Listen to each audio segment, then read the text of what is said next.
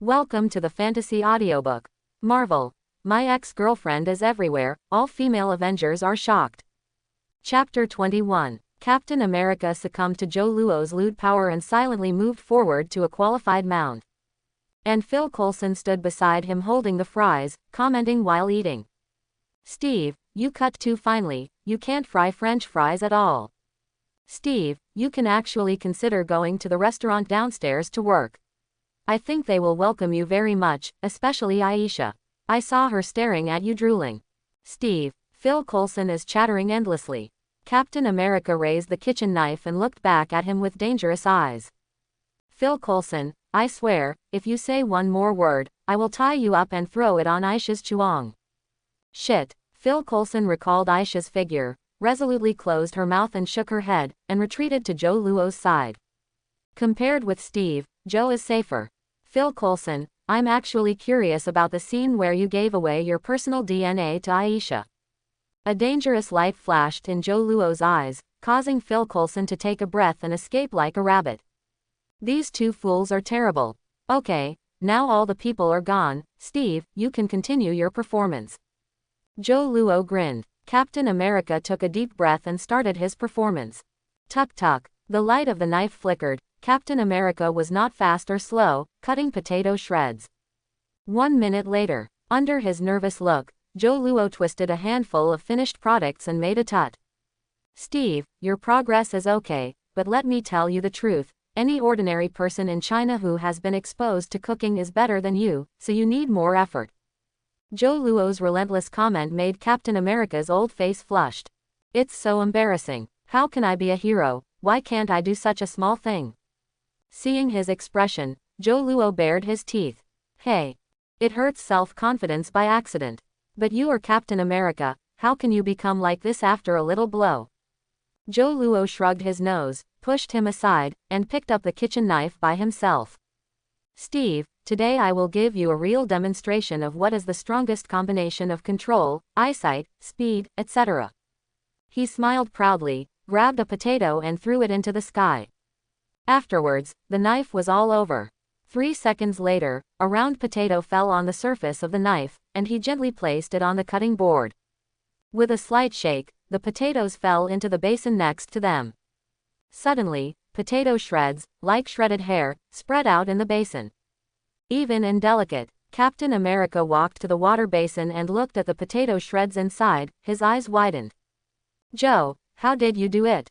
Joe Luo pretended to smile, patted him on the shoulder, and said, "Steve, this is your goal, work hard." After speaking, he left the Captain America lounge directly. After coming out of S.H.I.E.L.D., he did not go home, but went to a secret base on the outskirts of Washington. Suicide Squad has returned from the Middle East with Stark and will land here soon. Before long, the transport plane of the United States landed. Suicide Squad was blindfolded and sent away from the base to start their 3-month vacation. Only the Joker woman was very upset with this arrangement and shouted, "Let me go. Let me go. I want to see your Chief Joe. I want to see him." However, the female agent in charge of her showed no face, and sent her out with sarcasm on her face. In the base medical room, Tony Stark woke up slowly. "Hey, Joe." He smiled weakly and said, "I thought I would be a big beauty at first sight when I woke up, but I didn't expect it to be you, asshole."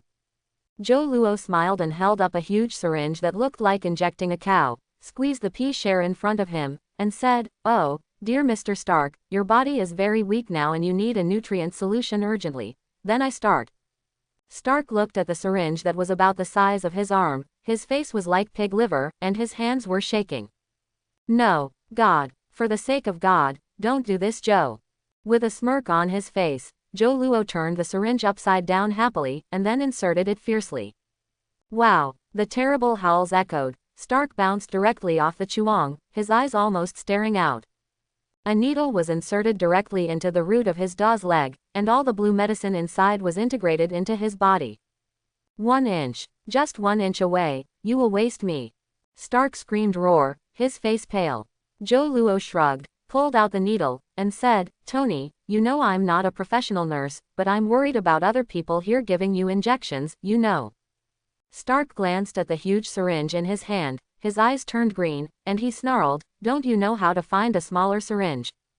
Zhou Luo shrugged and said, "I said I'm not a professional." Stark sighed helplessly, feeling that as the injection was absorbed, his body's strength was slowly recovering. "Zhou, I have always forgotten to ask you what organization this guy is, and why is it so powerful?" He knew that Zhou Luo worked for a secret organization, but he did not expect that his energy was so great that he could send people to the Middle East to save himself. Moreover, the kind of green energy liquid just now is not something that ordinary organizations can get.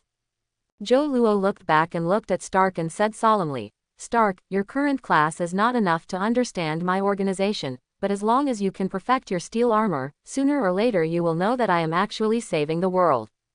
"Own, is this underestimated? Save the world." Stark rubbed his chin, looked at Zhou Luo contemptuously, and said, "Zhou, you are so prevarication of your friends." Zhou Luo curled his mouth, grabbed a handful of powder and sprinkled it out.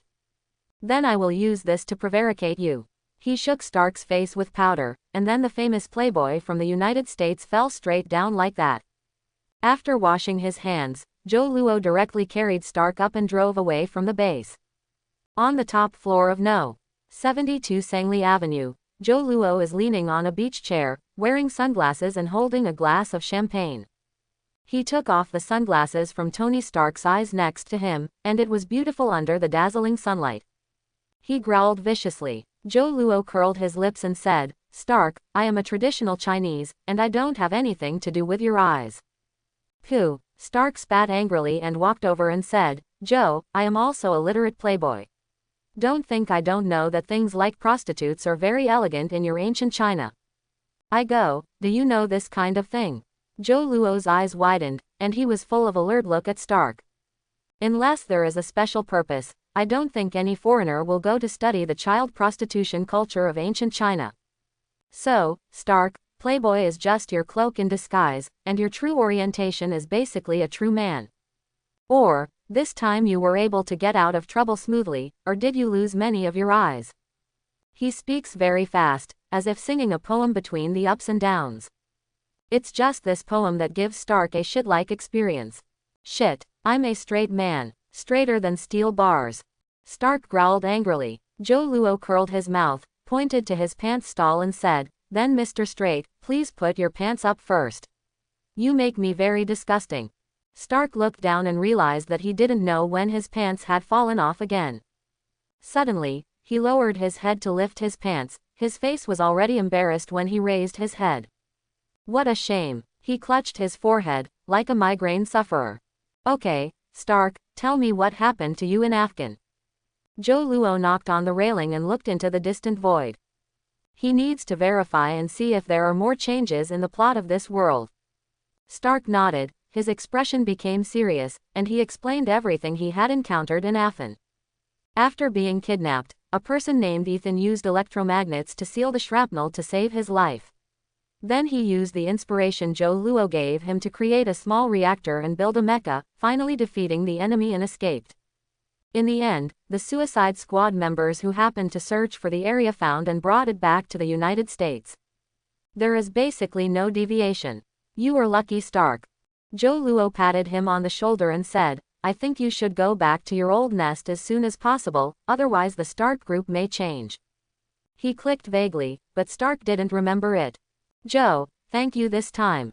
With gratitude on his face, Stark punched Zhou Luo in the chest.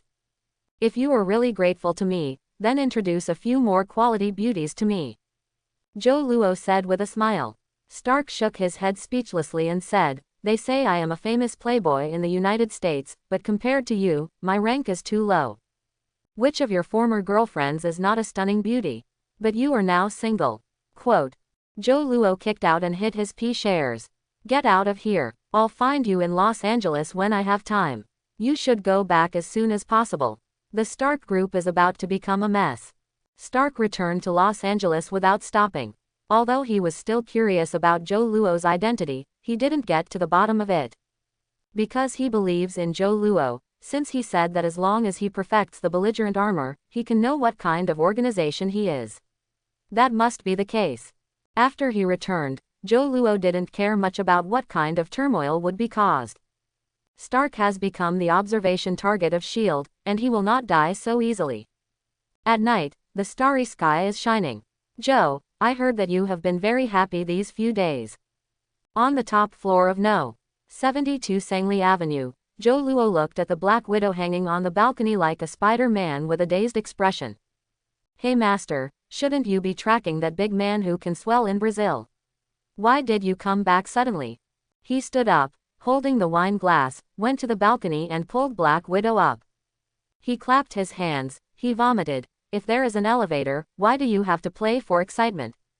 Black Widow walked to the beach chair, and without shyness, he picked up the glass Joe Luo had drunk and drank the champagne in it in one gulp. After Chong Roar took a sigh of relief, she turned gracefully and sat on the recliner, stretching her perfect posture to the fullest. The military got on the bar with him. After a battle with him, this guy disappeared. So I just came back. On the bar, it seems that the Hulk, has already gone to Guatemala, and it won't be long before this guy will return to the United States and have a head-on with the hatred made by the military. Joe Luo smacked his lips, sat next to Black Widow, glanced at her jumpsuit curiously, and stopped talking. Just let it out if you have fart. The widow's sister waved boldly. Joe Luo hesitated for a while, and asked, Master, I have always been curious, how do you solve the problem when you women wear this one-piece suit when you go to the toilet? There was a cold field. Black Widow turned his head, his eyes flashing dangerously. Joe, I haven't seen you in a few days, are you swollen? She stood up slowly, creaking her fists, and hooked her fingers at him. Come on, let's practice. Joe Luo waved his hand with a bitter face. It's not necessary, master. Black Widow raised his eyebrows with a look of high interest. Is it a man? Oh shit, this is a bit too much.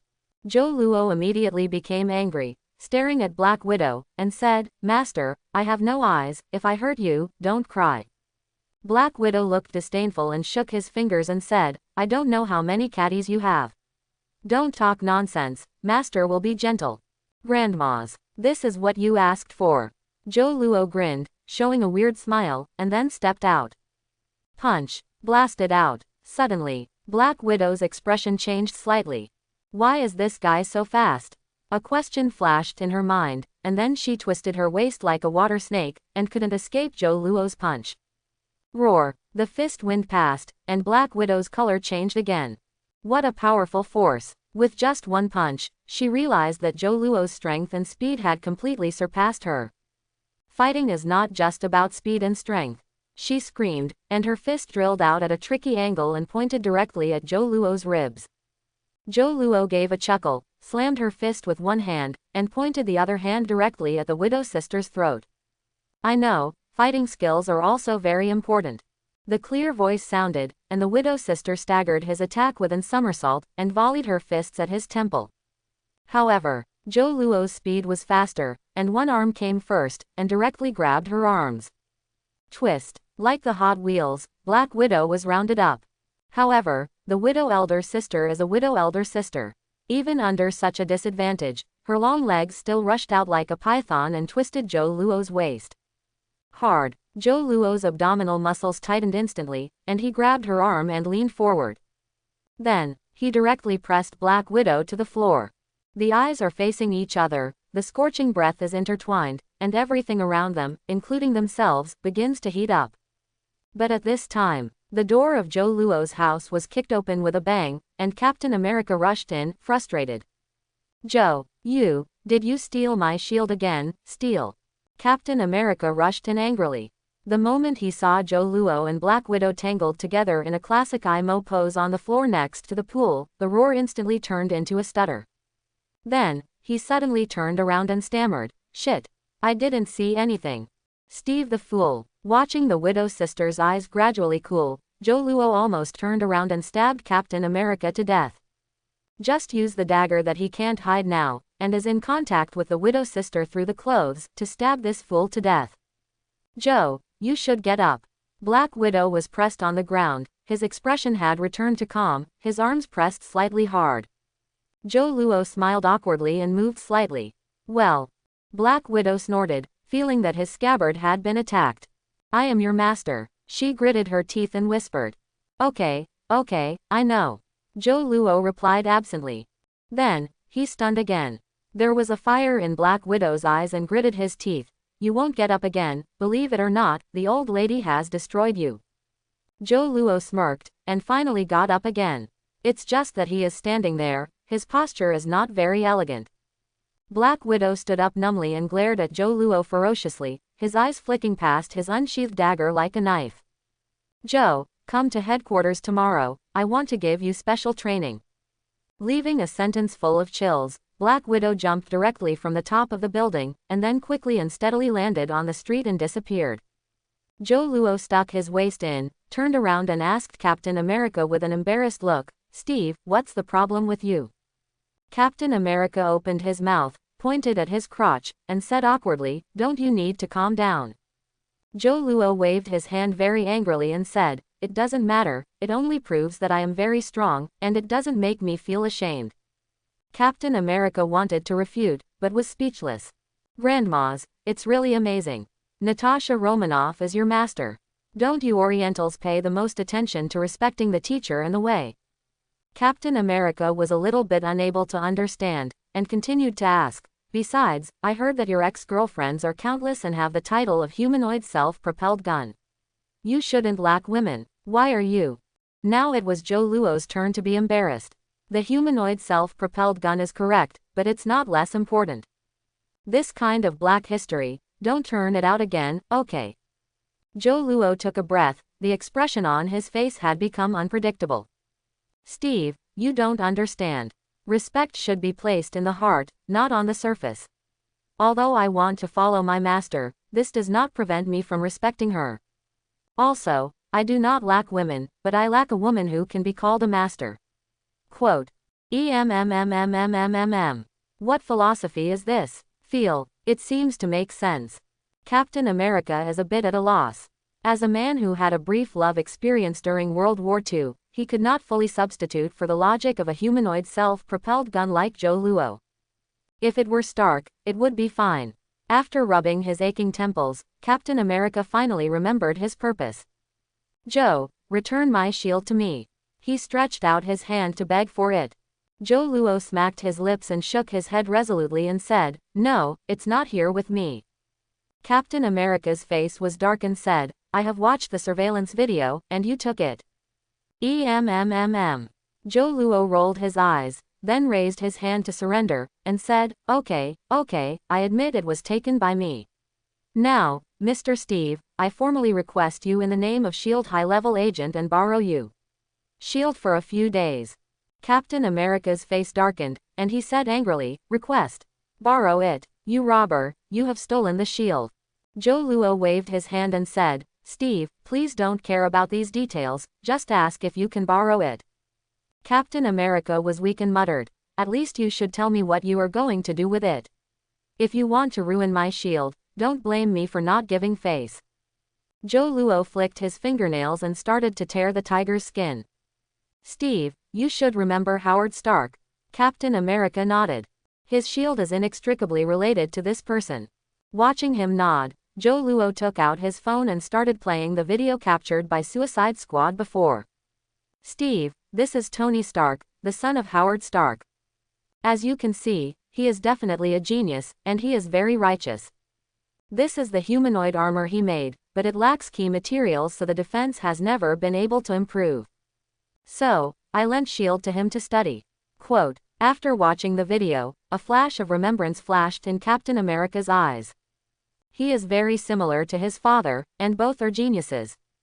Zhou Luo grinned and said, so, do you agree to borrow the shield? Captain America helplessly spread his hands and said, what can I do if I disagree? You has already stolen the shield. After speaking, he sighed helplessly, turned and left.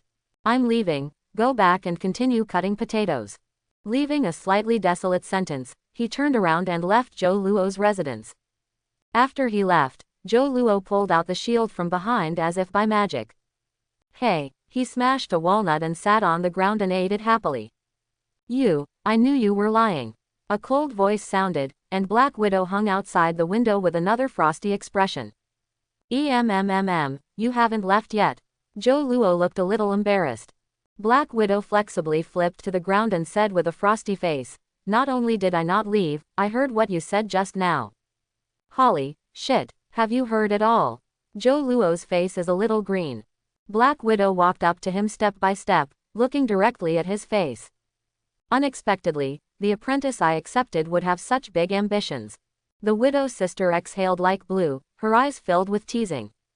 Joe Luo heaved a sigh of relief and shook his head and said, "It's not that the apprentice is not a human being, but the master is so charming." Snort. Black Widow snorted coldly, but there was already a touch of joy in his eyes. Women. Regardless of Joe Luo's reputation, no matter how many women he provoked. As long as the compliment from his mouth is enough to make any woman who knows him well. Withdrawing his hand, Black Widow skipped this and asked, "What are you doing with Steve's shield?" Joe Luo raised the walnut in his hand and said definitely, "Smash the walnut." Black Widow's face turned dark, and he grabbed the walnut and put it in his mouth, and said, "You'd better tell the truth." Joe Luo sighed, and seated the shield directly under the pea shares, and said, "Well, my sister is coming to Washington, I'm afraid that the monster family will follow him.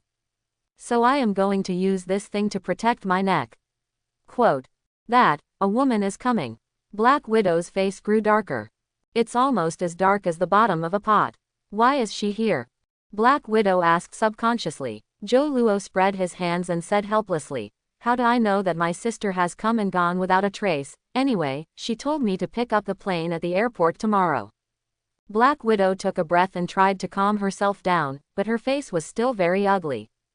His eyes were full of fear for Sister Joe Luo. "Okay, since your sister is coming, then I won't ask more, I will leave first." After speaking, she didn't linger, and even flipped out from the balcony as quickly as running away. It seemed that a certain great demon was about to come. After a while, Joe Luo came back to his senses. Roar let out a sigh of relief. "It seems that not only I am afraid of the old sister, but even the widow sister is scared like this." After speaking, he shivered, as if being watched secretly by a certain great devil. The next afternoon, Joe Luo left Shield and drove to Washington Dulles International Airport in a classic car. The hustle and bustle of people walked out. Joe Luo was bored on the railing and played with his mobile phone. Sudden, a fragrant wind passed by, and he felt his waist tighten, and he was hugged by something cold. And grabbed his arm in one hand. "Catch you, ha ha ha, what a flamboyant muscle." The strange voice sounded. Joe Luo trembled all over, his face changed drastically. "Miss, you are holding the wrong person," he said in a vague voice, grabbed the cold little hands, prepared to separate them and ran away. However, a voice of chill sounded from behind him. "Joe, if you dare to leave, I will call Carlisle and tell them that you are in Washington." There was resentment in the strange voice of the ancient spirit, and there was also a touch of longing. Joe Luo smacked his lips, and said with an earned sound, "Who is Carlisle?" "I don't know, miss, you must have admitted the wrong person." "Ha, you admit the wrong person. I will never forget the smell of you in my life, otherwise you will let me take a bite." Joe Luo's face changed again, and finally he relaxed all over and turned around slowly. "Alice, why are you? Where's my sister?" What hugged him was a girl with short hair, a delicate face and a very smart face, who seemed to be only about 18 or 19 years old. Alice Cullen, the little princess of the Karen family. She is small and cute like an elf. She has a natural view of fashion and music, and she always surprises people with her cleverness and alertness. At the same time, she is also Bella's best friend and rival in love. There is another problem. Alice Cullen has super ability. She can predict some future clips to some extent. So Joe Luo feels that she has the double body of mutant and vampire. "Joe, don't you miss me at all? Why did you ask Sister Jochi as soon as I arrived?" Alice pursed her mouth in dissatisfaction, her eyes filled with unhappy emotions. Joe Luo smiled frankly and said, "Alice, she is my sister, and she asked me to pick up the plane today, so it seems okay for me to ask." Alice shrugged her nose, curled her lips and said, "It seems that there is no problem, but don't you feel excited about my arrival?" Joe Luo smacked his lips and said, "But Alice, we have broken up." Suddenly, Alice's face collapsed. "Asshole, did you tell me about breaking up? You just disappeared suddenly." It seems to be the case. Joe Luo recalled it, as if he had not contacted Alice and Bella ever since he left Fox with Black Widow. Therefore, there is no way to talk about breaking up. He smacked his lips and asked, could it be that almost 3 years have passed, and you haven't? Alice shook her head directly, interrupting his question, and said, Joe, besides you, what kind of people do you think in Fox can attract us? U.S. In other words, Bella also. Still waiting for yourself. Joe Luo's face became even more embarrassed. Grandmas, I left Fox by myself, got mixed up in S.H.I.E.L.D., and even won the reputation of a humanoid self-propelled gun. Unexpectedly, in that rainy town, there are 2 beautiful high school students guarding themselves. Wow, so ashamed. Joe Luo felt a little embarrassed. Too ashamed. So Alice, where is my sister? Joe Luo changed the subject, eyes wandering, looking for her sister. Alice chuckled and said, Sister Jo Chi didn't come over. I pestered her to call you and ask you to pick up the plane. You little clever ghost. Joe Luo sighed, feeling really stupid. Don't you know what your sister is? Does she need to notify herself when she does something? No need at all. It's like when I was at home with Bella for the first time that year, when my sister kicked the door open because there were no mosquito coils in her room. In the face of the 2 young men who were unable to hold on to their own love, the great elder sister did not feel wrong at all, and gorgeously ignored them and picked up the mosquito coils and left. Did not say a word. In this way, Joe Luo's plan to break the ground was forced to stop, and since then he has never found a chance to communicate with Bella or Alice in depth. Forget it, let's talk about it in the car. With a sigh, Joe Luo took Alice into his classic car. Anyway, it was not the first time that he was scammed by Jo Chi. Used to it. Driving a car and walking on the congested road in Washington, Joe Luo asked, what are you doing in Washington this time? Alice was sitting in the co-pilot, and the seat belt was pulled between her 2 Himalayan seats, making them more and more blooming. Taking a sip of the blood-red drink, Alice, wearing sunglasses, tilted her head and looked at him, and said, I'm here to attend college in Washington, D.C., Washington University. I go. Vampire going to college. May I ask, how did you convince Carlyle? Joe Luo asked curiously. Alice smiled, like a happy elf, and said grinning, it's not me, it's the father that Jo Chi's sister persuaded. Shit. Joe Luo blinked, feeling that his sister is becoming more and more mysterious. Alice's so-called persuasion. Joe Luo is 100% confident, it is certain that his sister used her fist to persuade this stubborn vegetarian and even an old vampire who believes in God. Well, I'm fine. Joe Luo smiled bitterly. Alice squinted her eyes and asked, then why don't you ask how Bella is? Joe Luo did not squint and said nothing. I'm so stupid. In front of an ex-girlfriend, ask about another ex-girlfriend. By the way, when they stepped on 2 boats, they were the heroines. Alice curled her lips and said with a lack of interest, Bella went to Los Angeles. She wants to be a star. She said that this will allow you to see her beautifully on TV. Star, she has a way. Joe Luo raised an eyebrow and asked. Alice nodded and said, her new guardian, her distant aunt, is a Hollywood agent. I heard it's pretty good. There is a way. Joe Luo asked Aunt Bella's name, and then secretly remembered it. He drove on in the classic car, and after a jam for more than an hour, he drove into 72 Sangli Avenue. Enter the top floor, scan fingerprints and iris, and take the little princess of the Karen family into his luxurious apartment. You will play by yourself first, and I will prepare dinner. Joe Luo invited Roar Alice to play by himself, but he put on an apron and started to prepare dinner. As a vampire, Alice naturally does not eat ordinary food. But don't forget the identity of Joe Luo. He directly used public implements for private use, and asked his men to get fresh animal blood, which must be delivered before coagulation. Then he processed it in the most conventional proportions of the Karen family and prepared dinner for Alice. As for himself, he was going to simply make himself a roasted sirloin with potatoes, a pot of boiled fish, and a pot of fragrant sweet potato rice. Eat simpler. While he was preparing the food, Alice came to the terrace and couldn't help but make a noise when she saw the sparkling swimming pool. Wow, there is a swimming pool here. Joe Luo looked up at the right time, pointed to the locker room next to the swimming pool and said, Alice, change it yourself. Alice walked into the locker room, and soon changed into a pure black swimsuit with moire gold rim and came out. This kind of swimsuit, ordinary people can't control it at all, but it makes her wear a stunning feeling. Coupled with her short hair, she walked out in the night, like a playful Proxima Midnight. When she came to the pool, she pointed inside and asked, "Joe, why do you have such a big swimming pool?"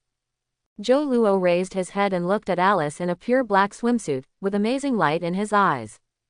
After a moment of stunned, he slapped his lips and said, "Oh, I was doing a research recently on how women encounter various dangers while relaxing on the beach, and how to accomplish various self-rescue." Alice rolled her eyes and mumbled, "Asshole, do you really think I was still a little girl crying in the classroom by a few words of you 3 years ago?" Recalling the old things, Joe Luo's face is full of embarrassment.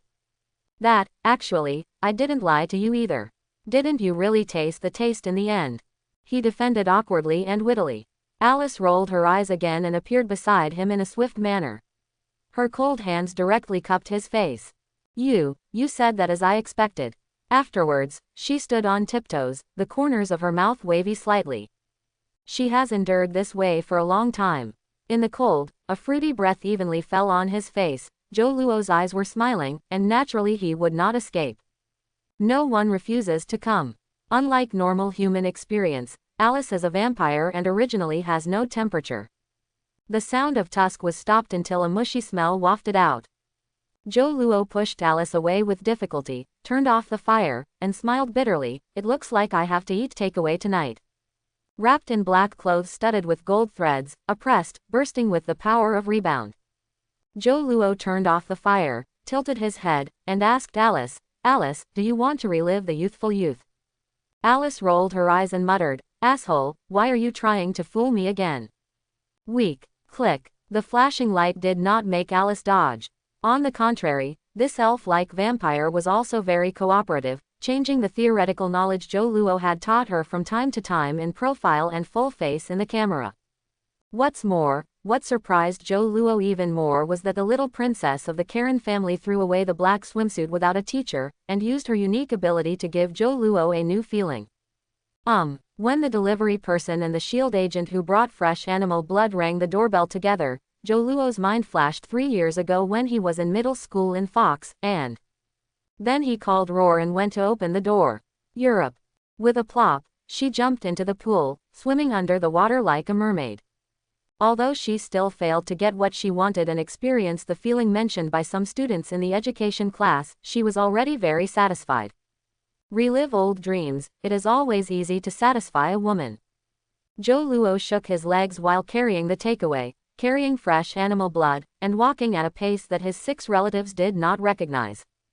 Skillfully helped Alice to prepare the blood drink, and opened the takeaway on the open-air table. "Alice, come to eat," Joe Luo asked Roar. Alice rushed out of the clear water, wiped her hair casually, letting her messy hair stick to Rushui's cheek. She walked to the dining table and sat down, looked at the big cup of blood drink, and said, "I just ate it." As she said, she gestured with a grin. Joe Luo's heart trembled. "Grandmas, what a terrible little fairy. Well, I know you are having a good time, so let's replenish your energy." Patting the back of the little beautiful woman's head, Joe Luo began to eat takeaway. "I have to say, the food in the United States is really unpleasant." After filling his stomach, he took Alice out to go shopping. Since becoming a vampire, Alice in Foxtown, who has never left, is very excited, jumping for joy along the way like a happy butterfly. Joe Luo took her around Baowei Fashion Mall, and when she came out, she was already carrying many luxury brand bags. The little beauty put her arm around him and didn't let go. She looked like a little bird. After returning home with Alice, Joe Luo collapsed on the sofa violently. Alice replied shyly, "I'll go to rest first." Joe Luo raised his eyebrows and said, "Do you need me to help you rub your back?" My Mo pressing technique is also a great way to relieve fatigue quickly. Alice snorted softly, and said charmingly, "Cut your little garland, don't I know? There is no door." After speaking, she stepped on her slippers and walked into the bedroom.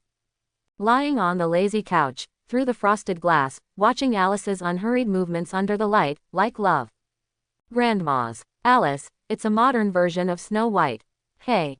Joe Luo said he couldn't help it. Ah. Suddenly someone came in, Alice screamed subconsciously, and then shot like thunder. Laugh. The little princess of the Karen family, who had already been full of speed specialization, shot her hands like lightning, tearing the water curtain instantly, and her slender, white palm appeared on Joe Luo's throat. It's me. A hoarse voice rang down, and when Alice loosened her strength, she felt that she was grasped by a strong arm. Sudden. 2 snow-white palms pressed on the glass, rubbed off the water mist on it, and left 2 palm prints when he left after a long time. Soon, the slender snow-white back fell on the frosted glass again, drawing a beautiful line. The morning sun was shining on her face, and even the fine hairs on Alice's white and flawless face were visible. A strange fragrance radiated from her body, like the sweetness of blood. With her long eyelashes trembling slightly, a pair of golden eyes appeared, as if competing with the sun. You're awake. Joe Luo leaned against her, shaking her soft black hair with one hand, with a sunny smile on her face. Alice stretched lazily, lifting the quilt to see her perfect figure. How long have you been awake? She asked, yawning. Joe Luo couldn't help squeezing her nose and said, it won't be long before, but if you don't wake up anymore, I might be tempted to ask you to eat a hot dog. Alice sniffed and gave him a cute look. Ha, rascal. Get up. After breakfast, I will take you to meet someone. Joe Luo said with a smile. Alice asked curiously, who do you see? Joe Luo snapped his fingers and said, a bald head, a very powerful bald head. Oh, Alice curled her lips in disapproval. How powerful can it be? Get up and eat. During this process, Joe Luo didn't do anything. Although he likes beautiful women, he is not yet dominated. Love can only be regarded as the adjustment of life. It should be done with the right person at the right time, not as a meal.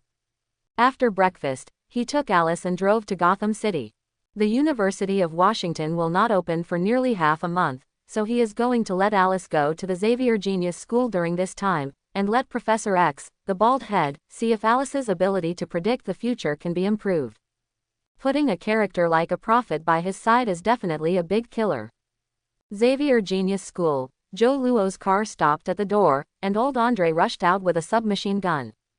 Da da da. The muzzle burst into flames, and the metal bullet fell on the windshield and then bounced off. Inside the car, Joe Luo held down Alice, who wanted to do it, and said, it's okay, this is welcoming me. Alice looked blank. This is called meat. Does this look like? In other words, the languages we currently use are not the same. Alice curled her lips and said, believe me, he is about to hold your head with the muzzle. Joe Luo raised his eyebrows slightly and slowly rolled down the car window. After the 2 shuttles passed, old Andre picked up the submachine gun and laughed outside the car. Hey Joe. I heard that you and Chin made up. He walked over slowly. Joe Luo greeted him with a smile on his face, and said, old Andre, your news is still so good. However, in the next second, the muzzle of the black hole hit his forehead. Joe, although Lao Su is getting older, he is not blind. When you came to Xavier, you brought a girl with you. Are you afraid that after Chin gets angry, Xavier can't be taken down? Quote. Old Andre's face was extremely gloomy, he blew his beard and stared, and he was about to pull the trigger. Joe Luo ignored him, but turned around and asked Alice, did you see? Alice nodded with a grin, and said, I also saw this old gentleman spit at you. Joe Luo was clever and shook the car window quickly. Puff. In an instant, a mouthful of thick sputum fell on the car window glass.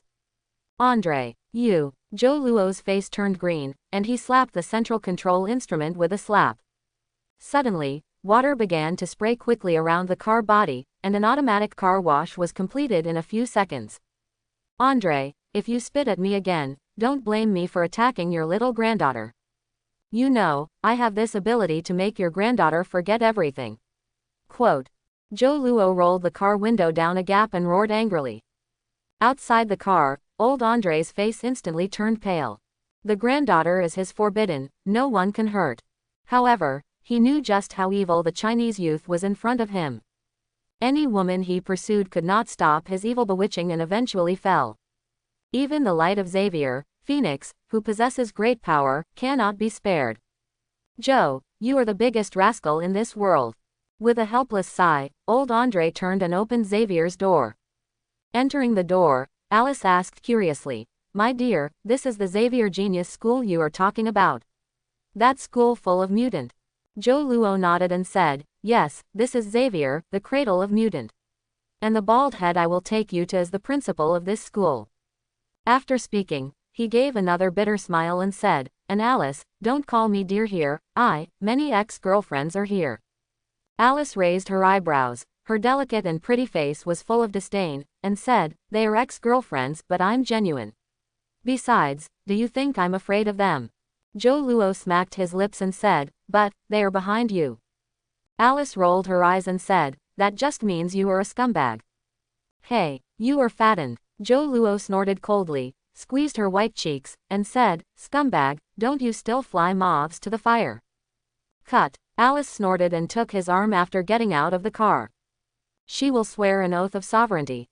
Joe Luo struggled a bit and let her go. "Joe, you are really brave." Cyclops Kurt's face changed a little while walking towards him wearing special glasses, and then he was gloating. Joe Luo shrugged and nodded, "Xavier, who doesn't know that I am bold?"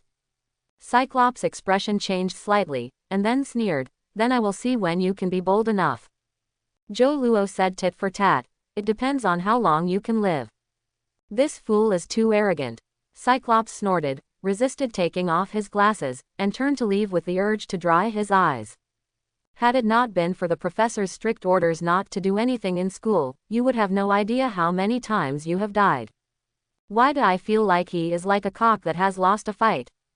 Alice's crisp voice echoed. Joe Luo grinned, and said, "What you said, it seems that there is nothing wrong with him. He is indeed a cock that has lost a fight." Cyclops staggered and almost fell. Alice added, "It's so pitiful, it's still a soft-footed shrimp." Cyclops' eyes went dark, and he rolled directly down the steps, embarrassed. Joe Luo shook his head and said, "Forget it, this guy is actually pretty good. The only drawback is that he has no charm. No one likes him in school, so, you know."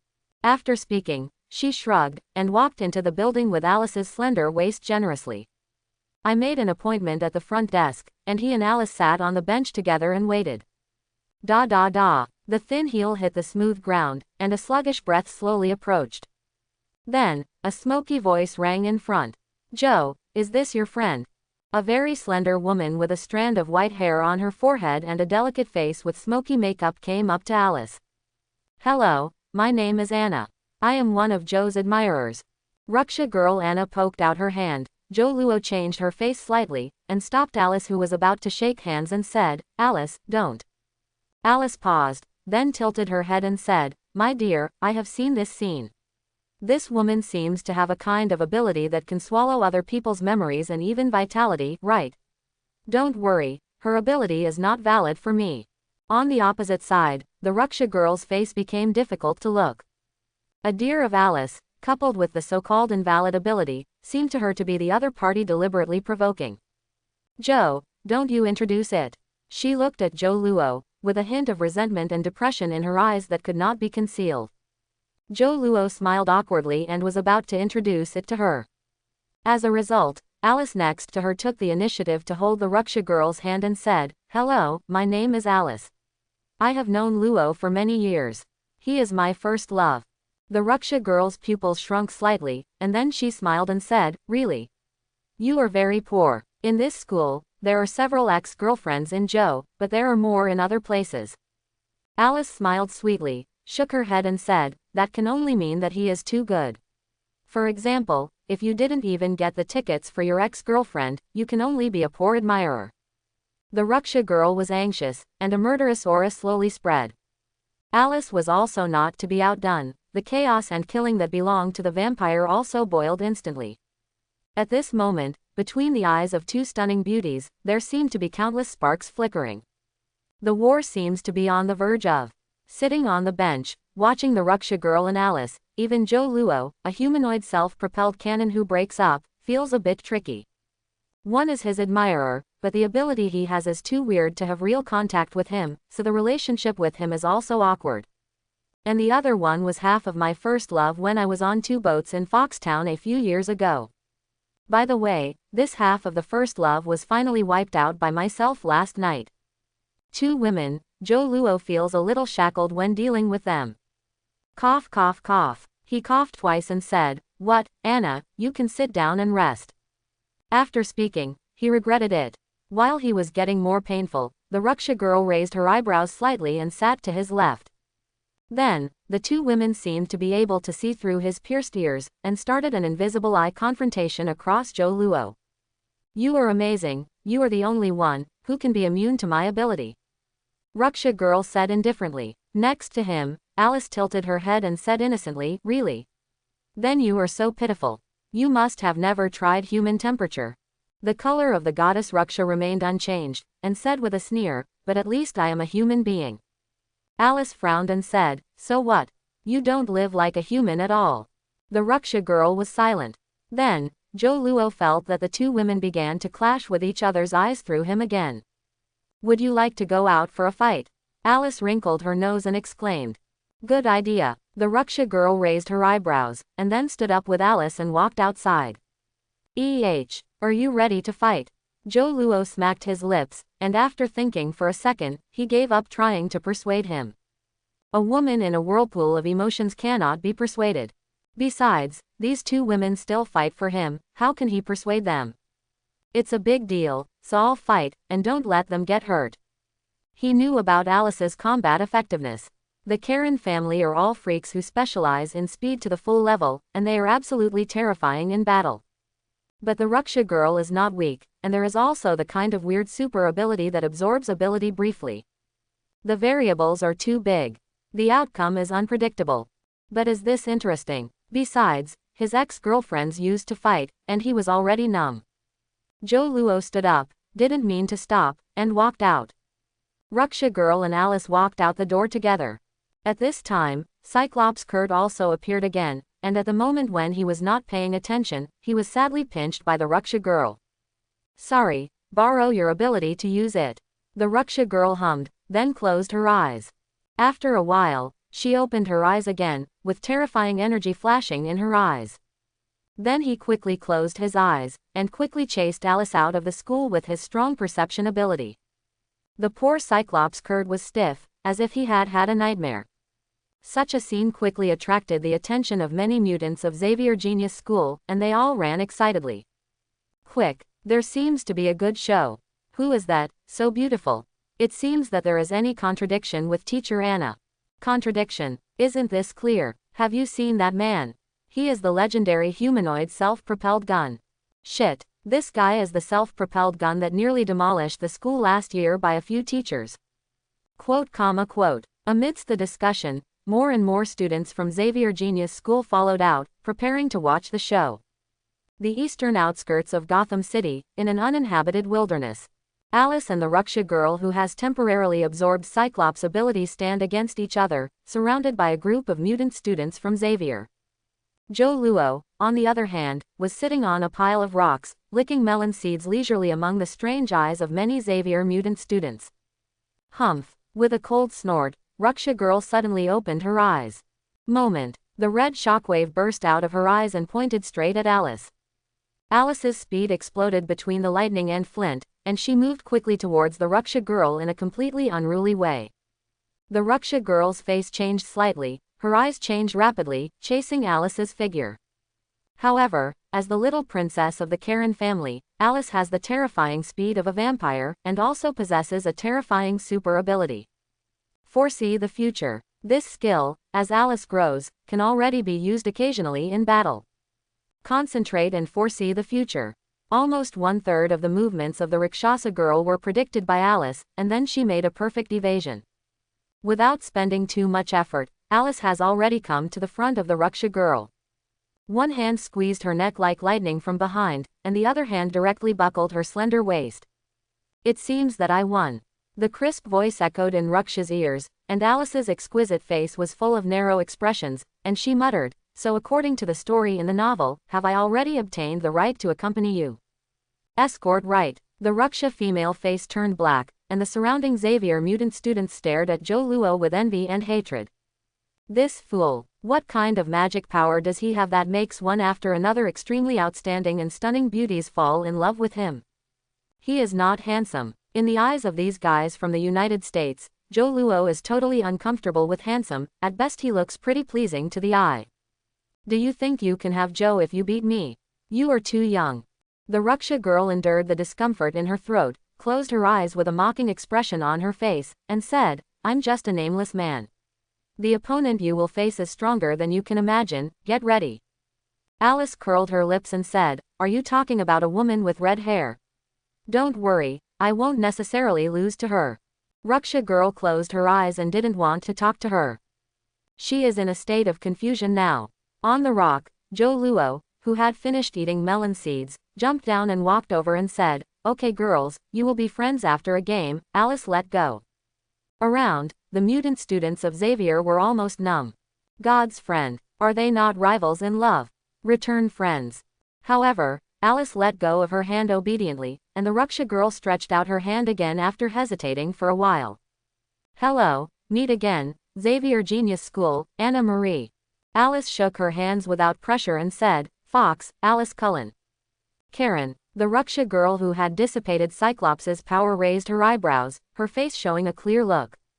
Obviously, the Karen family has some popularity even in the mutant world.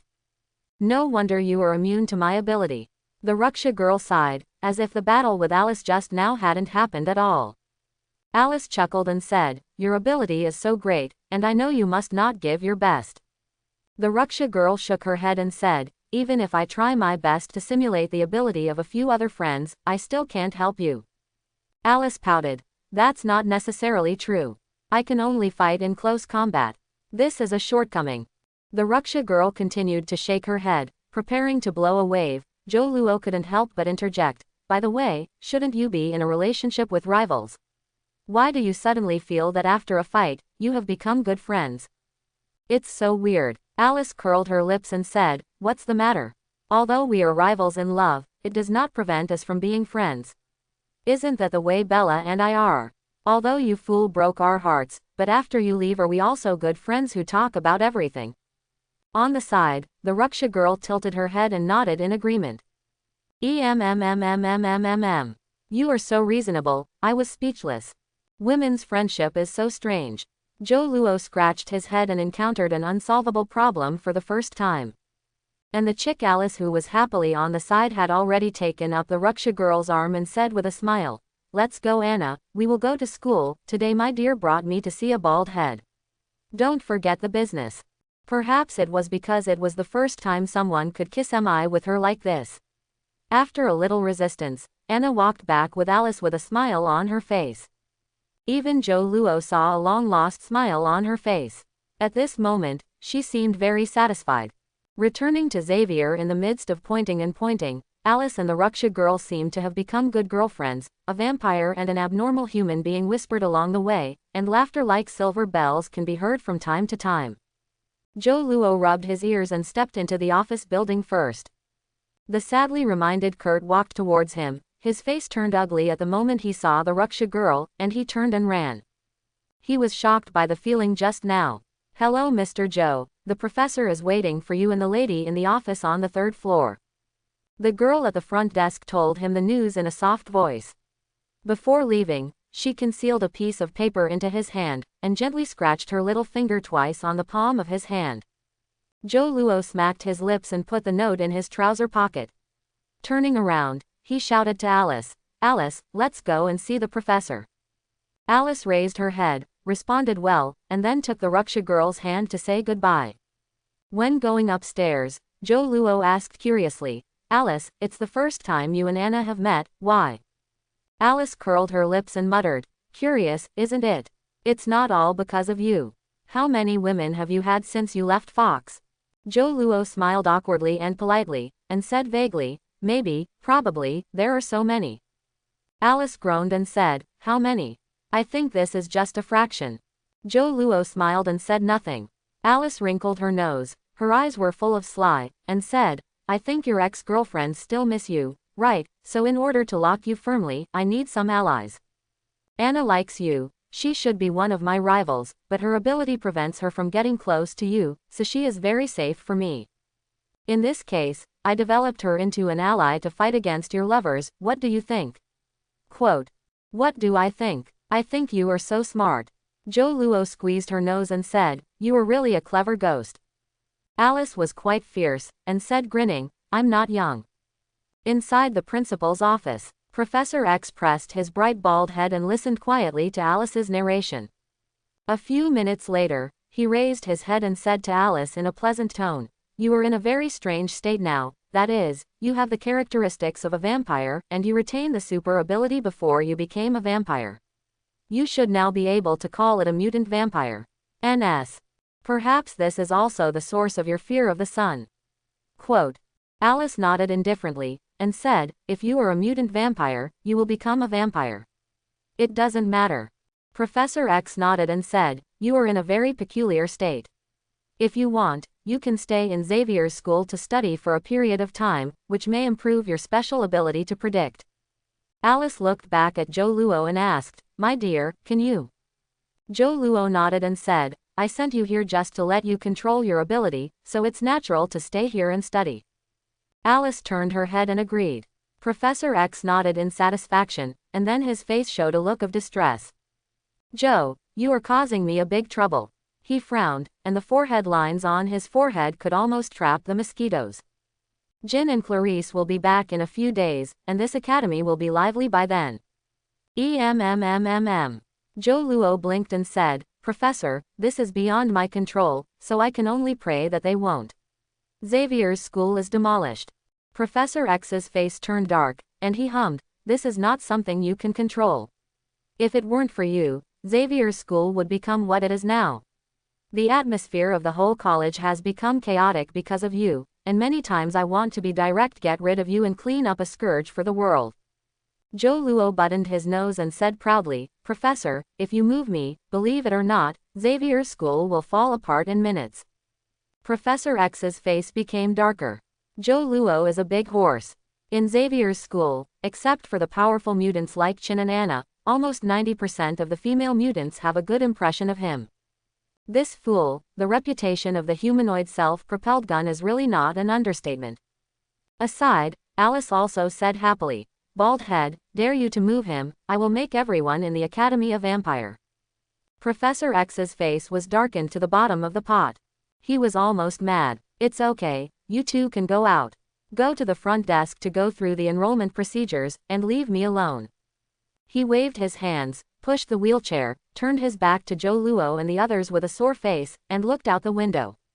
Alice spit out her head playfully, and then winked at Zhou Luo. "Well, I'm great, right?" Zhou Luo scratched her little nose and nodded. "Yes, you are awesome." Then, he was taken by Alice's arm and left Professor X's office. After a long time, a sigh came from the office. "It's so young to be young." After going through the admission procedures of Xavier Genius School for Alice and moving her salute to the dormitory, Zhou Luo bid farewell to the reluctant little vampire. After the little vampire experienced a brief loss, she started her plan while her eyes turned.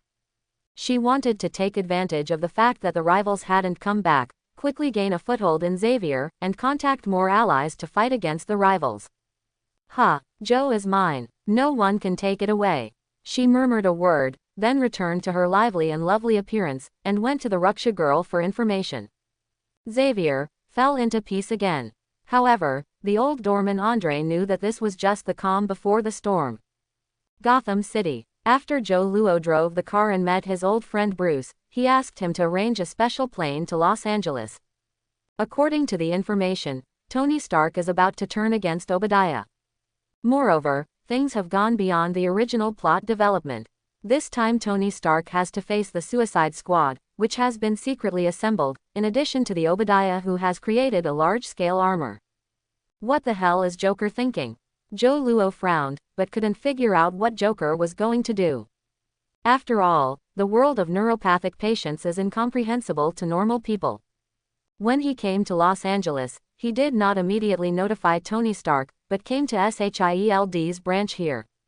"Hey Roy, I seem to be in better shape recently. Did you listen to my advice and do belly dancing every day?" Having entered the secret branch of S.H.I.E.L.D., Joe Luo teased the front girl. The blonde and blue-eyed girl on the front desk ran to him and smiled and said, "Definitely Mr. Joe, my belly dance is very good now, so do you have time tonight? I want to sit on you clothes. I'll show you from the distance. Sit on and perform belly dancing.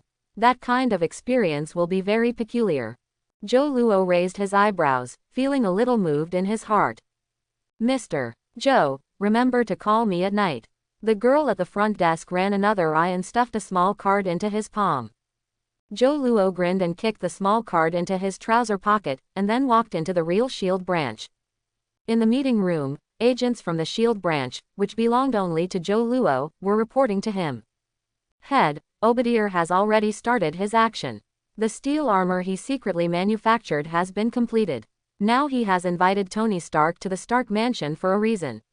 May I ask if we act now?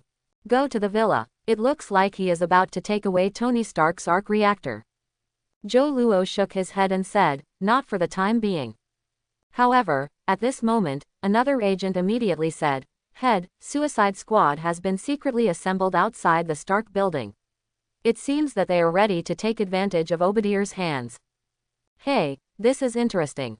A sarcasm flashed across Joe Luo's face and said, "It's okay, I'll take a trip myself." An agent frowned and asked, "Head, Suicide Squad is very powerful, do you need other reinforcements?" Joe Luo shook his head and said, "No, don't forget that they still have bombs in their necks." The other agent hesitated to speak but stopped. "Suicide Squad has been missing for a few days. God knows that the bomb in their neck is still there. However, Joe Luo in S.H.I.E.L.D. is not only a humanoid self-propelled gun, but also an unprovoked figure. Then let him go. Eating flat, it deserves it." In the worried or indifferent eyes of the agents, Joe Luo left the S.H.I.E.L.D. branch and drove towards the Stark building in his classic car. Stark Building, a building full of design, is the headquarters of Stark Industrial Group. Stark got off the sports car, buttoned his suit, and stepped into the building. Since he returned from Washington, he has noticed some abnormalities and asked Pepper to investigate secretly. In the end, Little Pepper found out that he was in danger in Afghan, and it was likely to be related to Obadiah. This allowed Stark to start a full investigation of Obadiah, but there was no result yet. Today, Obadiah asked him to attend a meeting at the headquarters of the group, and some unpleasant premonitions arose in his heart. "It doesn't matter, even if he wants to do it, he can't be my opponent." Stark smiled proudly, not paying attention to Obadiah at all. In the Stark group, he is the only one that cannot be replaced. Take the elevator and came to the meeting room on the top floor. In the conference room, only Obadiah sat in a chair waiting for him. Seeing him appear, Obadiah quickly got up and greeted him enthusiastically. "Tony, I still want to persuade you to close the weapons department of the Stark Industries Group," Obadiah said as he stretched out his hand. Stark raised his eyebrows, put his hand out without noticing it, and took Obadiah's hand. "I still stick to my point of view and close the weapons department of the Stark Group." Obadiah showed a cold smile on his face and said, "Oh, since you are so persistent, then forget it." After speaking, he let go of Stark's hand. Stark frowned, not knowing why. Suddenly, he felt that his body seemed to be out of his control. He suddenly changed his face, raised his head and asked dumbfounded, "You?" Obadiah raised his right hand with a micro device on it. "Tony, you are no longer suitable for controlling the Stark group." He smiled coldly, reached out his sinful hand, and unbuttoned Stark's clothes. Stark looked horrified, wanted to struggle but couldn't. I could only watch Obadiah unbuckle his buttons and take away the arc reactor that used his chest to power the electromagnets in the absorbent blood. For a moment, Stark's face was pale. "It's over. Tony, I heard that you rely on this thing to survive, right? So enjoy the little time you have left." Obadiah put the arc reactor in place and sneered directly over Stark's body. Afterwards, he opened the door of the top-level conference room and stepped into his personal laboratory. In this laboratory, a huge amount of steel armor has been completed, equipped with a powerful weapon system produced by Stark Industrial Group. Obadiah took the arc reactor and assembled it, and the entire steel armor was immediately activated. Amidst the buzzing, looking at his masterpiece, Obadiah showed a fierce smile on his face. Stark Industrial Group will become the greatest group company in the world in my hands. With a low growl, he walked slowly into the cockpit.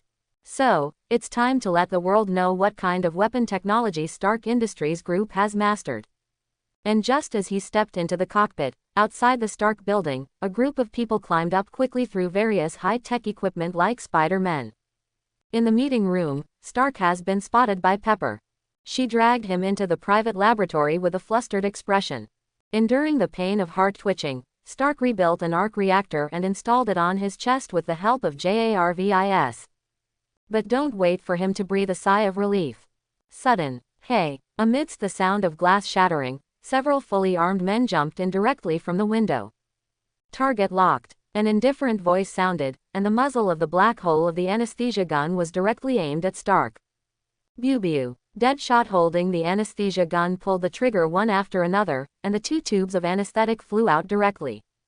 Stark's face changed drastically, and it was too late to defend or evade. This time, it's really over.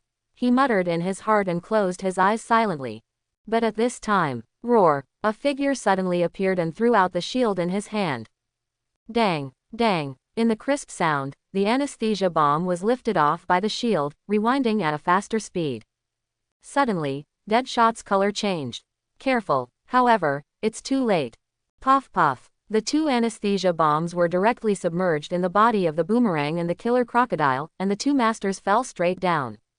Hey, the effect of this anesthetic is so good, I'm curious who provided it for you. The clear voice echoed in the laboratory. Joe Luo took the Captain America shield that had flown back in his hand, and turned his head to look at the remaining members of the Suicide Squad. Suddenly, these people have changed color. Next to him, Stark, who closed his eyes, heard his voice and quickly opened the corner of his eyes. Joe, my friend, you saved me again. He shouted happily. Joe Luo waved his hand and said, Tony, this is the 2nd time. I hope I won't be able to save you a 3rd time. Stark smiled awkwardly and said, Joe, after today, I will introduce you a few beautiful women. It doesn't matter, but your troubles have just begun. Obadiah has already created a steel armor. You'd better put on your armor quickly to prevent him from moving. Otherwise, the next time I see you, I may need to go to jail. Just hope that your Jew flower will be intact by then. Quote. Shit. Stark's face turned green. He got up numbly, and rushed to the installation area of the steel armor. Subsequently, JARVIS helped him install the armor. Joe, I'll go first, be careful yourself. Stark let out a low growl, then rushed out. Pepper, be careful yourself. Joe Luo curled his lips, desperate for Stark's performance. This fool, can't you just shoot and kill a few enemies before leaving? Little Chili hid in the corner, shivering with fright and dare not say a word. Haha, Joe, you appear here, should I say you are stupid or smart? The commander of Suicide Squad, Rick Flag, sneered, watching Joe Luo's face full of murderous intent. Joe Luo flicked his fingers, looked at them, and said, it looks like you have solved the bomb in your neck. What about Harley? In the darkness, footsteps came and Katana pushed the Joker girl Harley Quinn out. Oh, it deserves to be the famous humanoid self-propelled guns from Washington, D.C. to Gotham to Los Angeles. At this time, they are still in the mood to care about women. Katana smiled coldly, put the long knife across Harley Quinn's neck, and whispered, now, kneel down and beg us for mercy, or kill her. Harley Quinn was stuffed with a white cloth in his mouth, his eyes were full of horror and despair, and he shook his head frantically. Ooh, do not want. She didn't want to see Joe Luo bowing to these people. Joe Luo sighed and said, Harley, will you still insist on joining this broken team now? Harley Quinn shook his head frantically and looked at Joe Luo with pleading eyes. Katana snorted and took out the cloth from Harley Quinn's mouth. Joe, leave me alone. Go, Harley Quinn screamed. Aside, Katana smiled coldly, blade turned slightly and said, go. Don't you guys want to go? Harley Quinn looked around, with a sad expression on his face, and said, Joe, if you can you call me Harley? Joe Luo raised his eyebrows and said, Harley, don't you want me to call you a honey? Harley Quinn's eyes lit up, and he asked uncertainly, is this okay? Joe Luo smiled and said, definitely, no.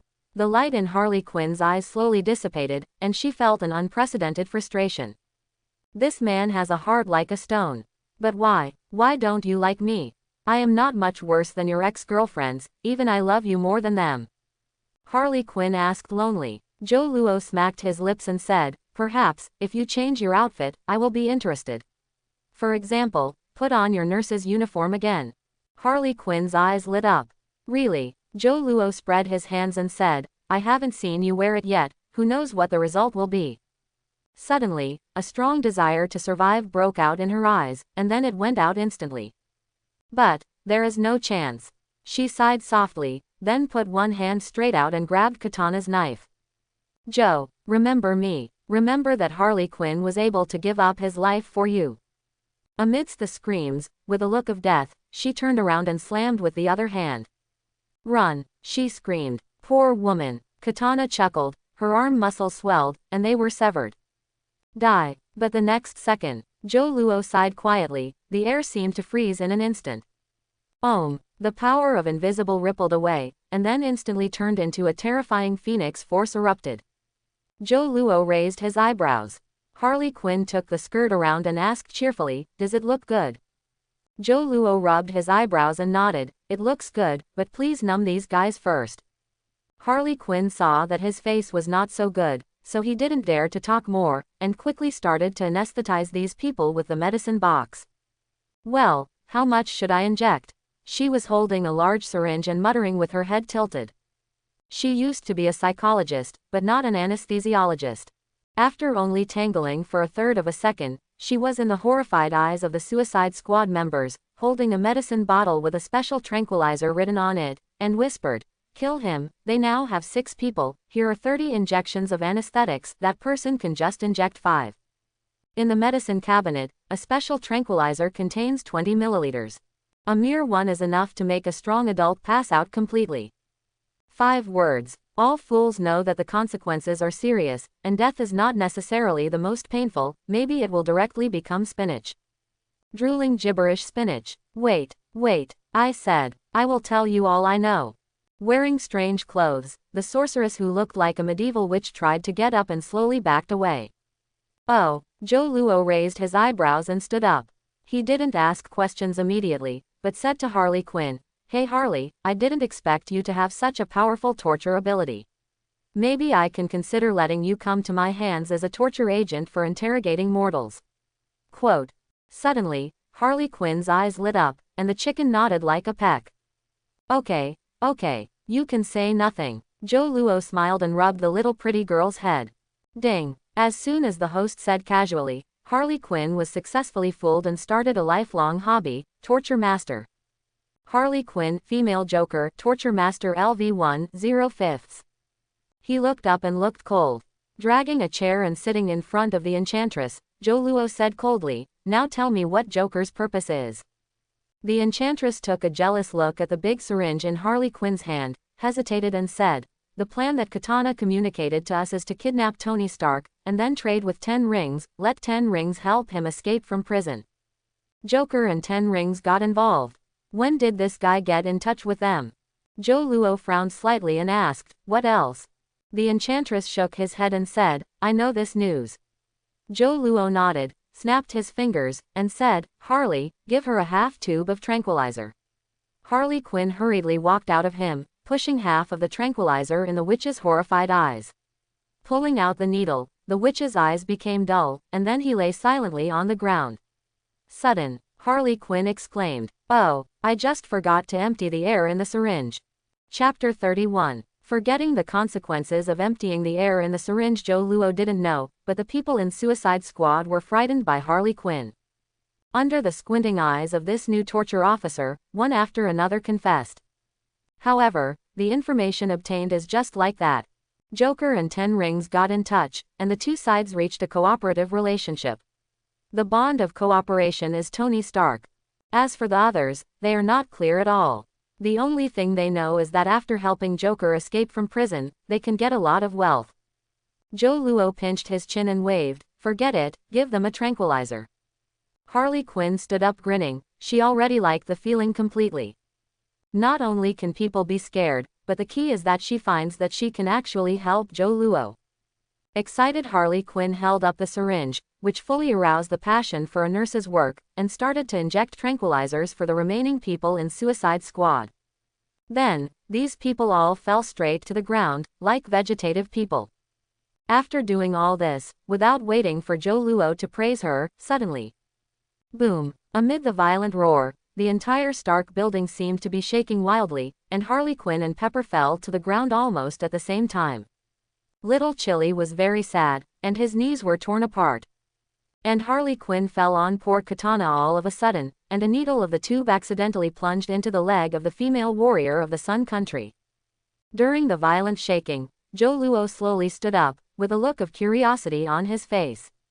This time, see how Stark will defeat Opodri. Joe Luo smacked his lips, and a teleport disappeared. In the next instant, he appeared on the roof. On the street below, Tony Stark and Obadi had already started a fierce battle. Generally speaking, Tony Stark was abused. Poor Tony. I don't know when, Joe Luo has found a bag of melon seeds, and he was happily watching the show. I don't know when, Harley Quinn and Pepper also appeared on the top floor. Seeing Stark being abused by Obadiah like a Big Mac, Pepper felt distressed to the extreme.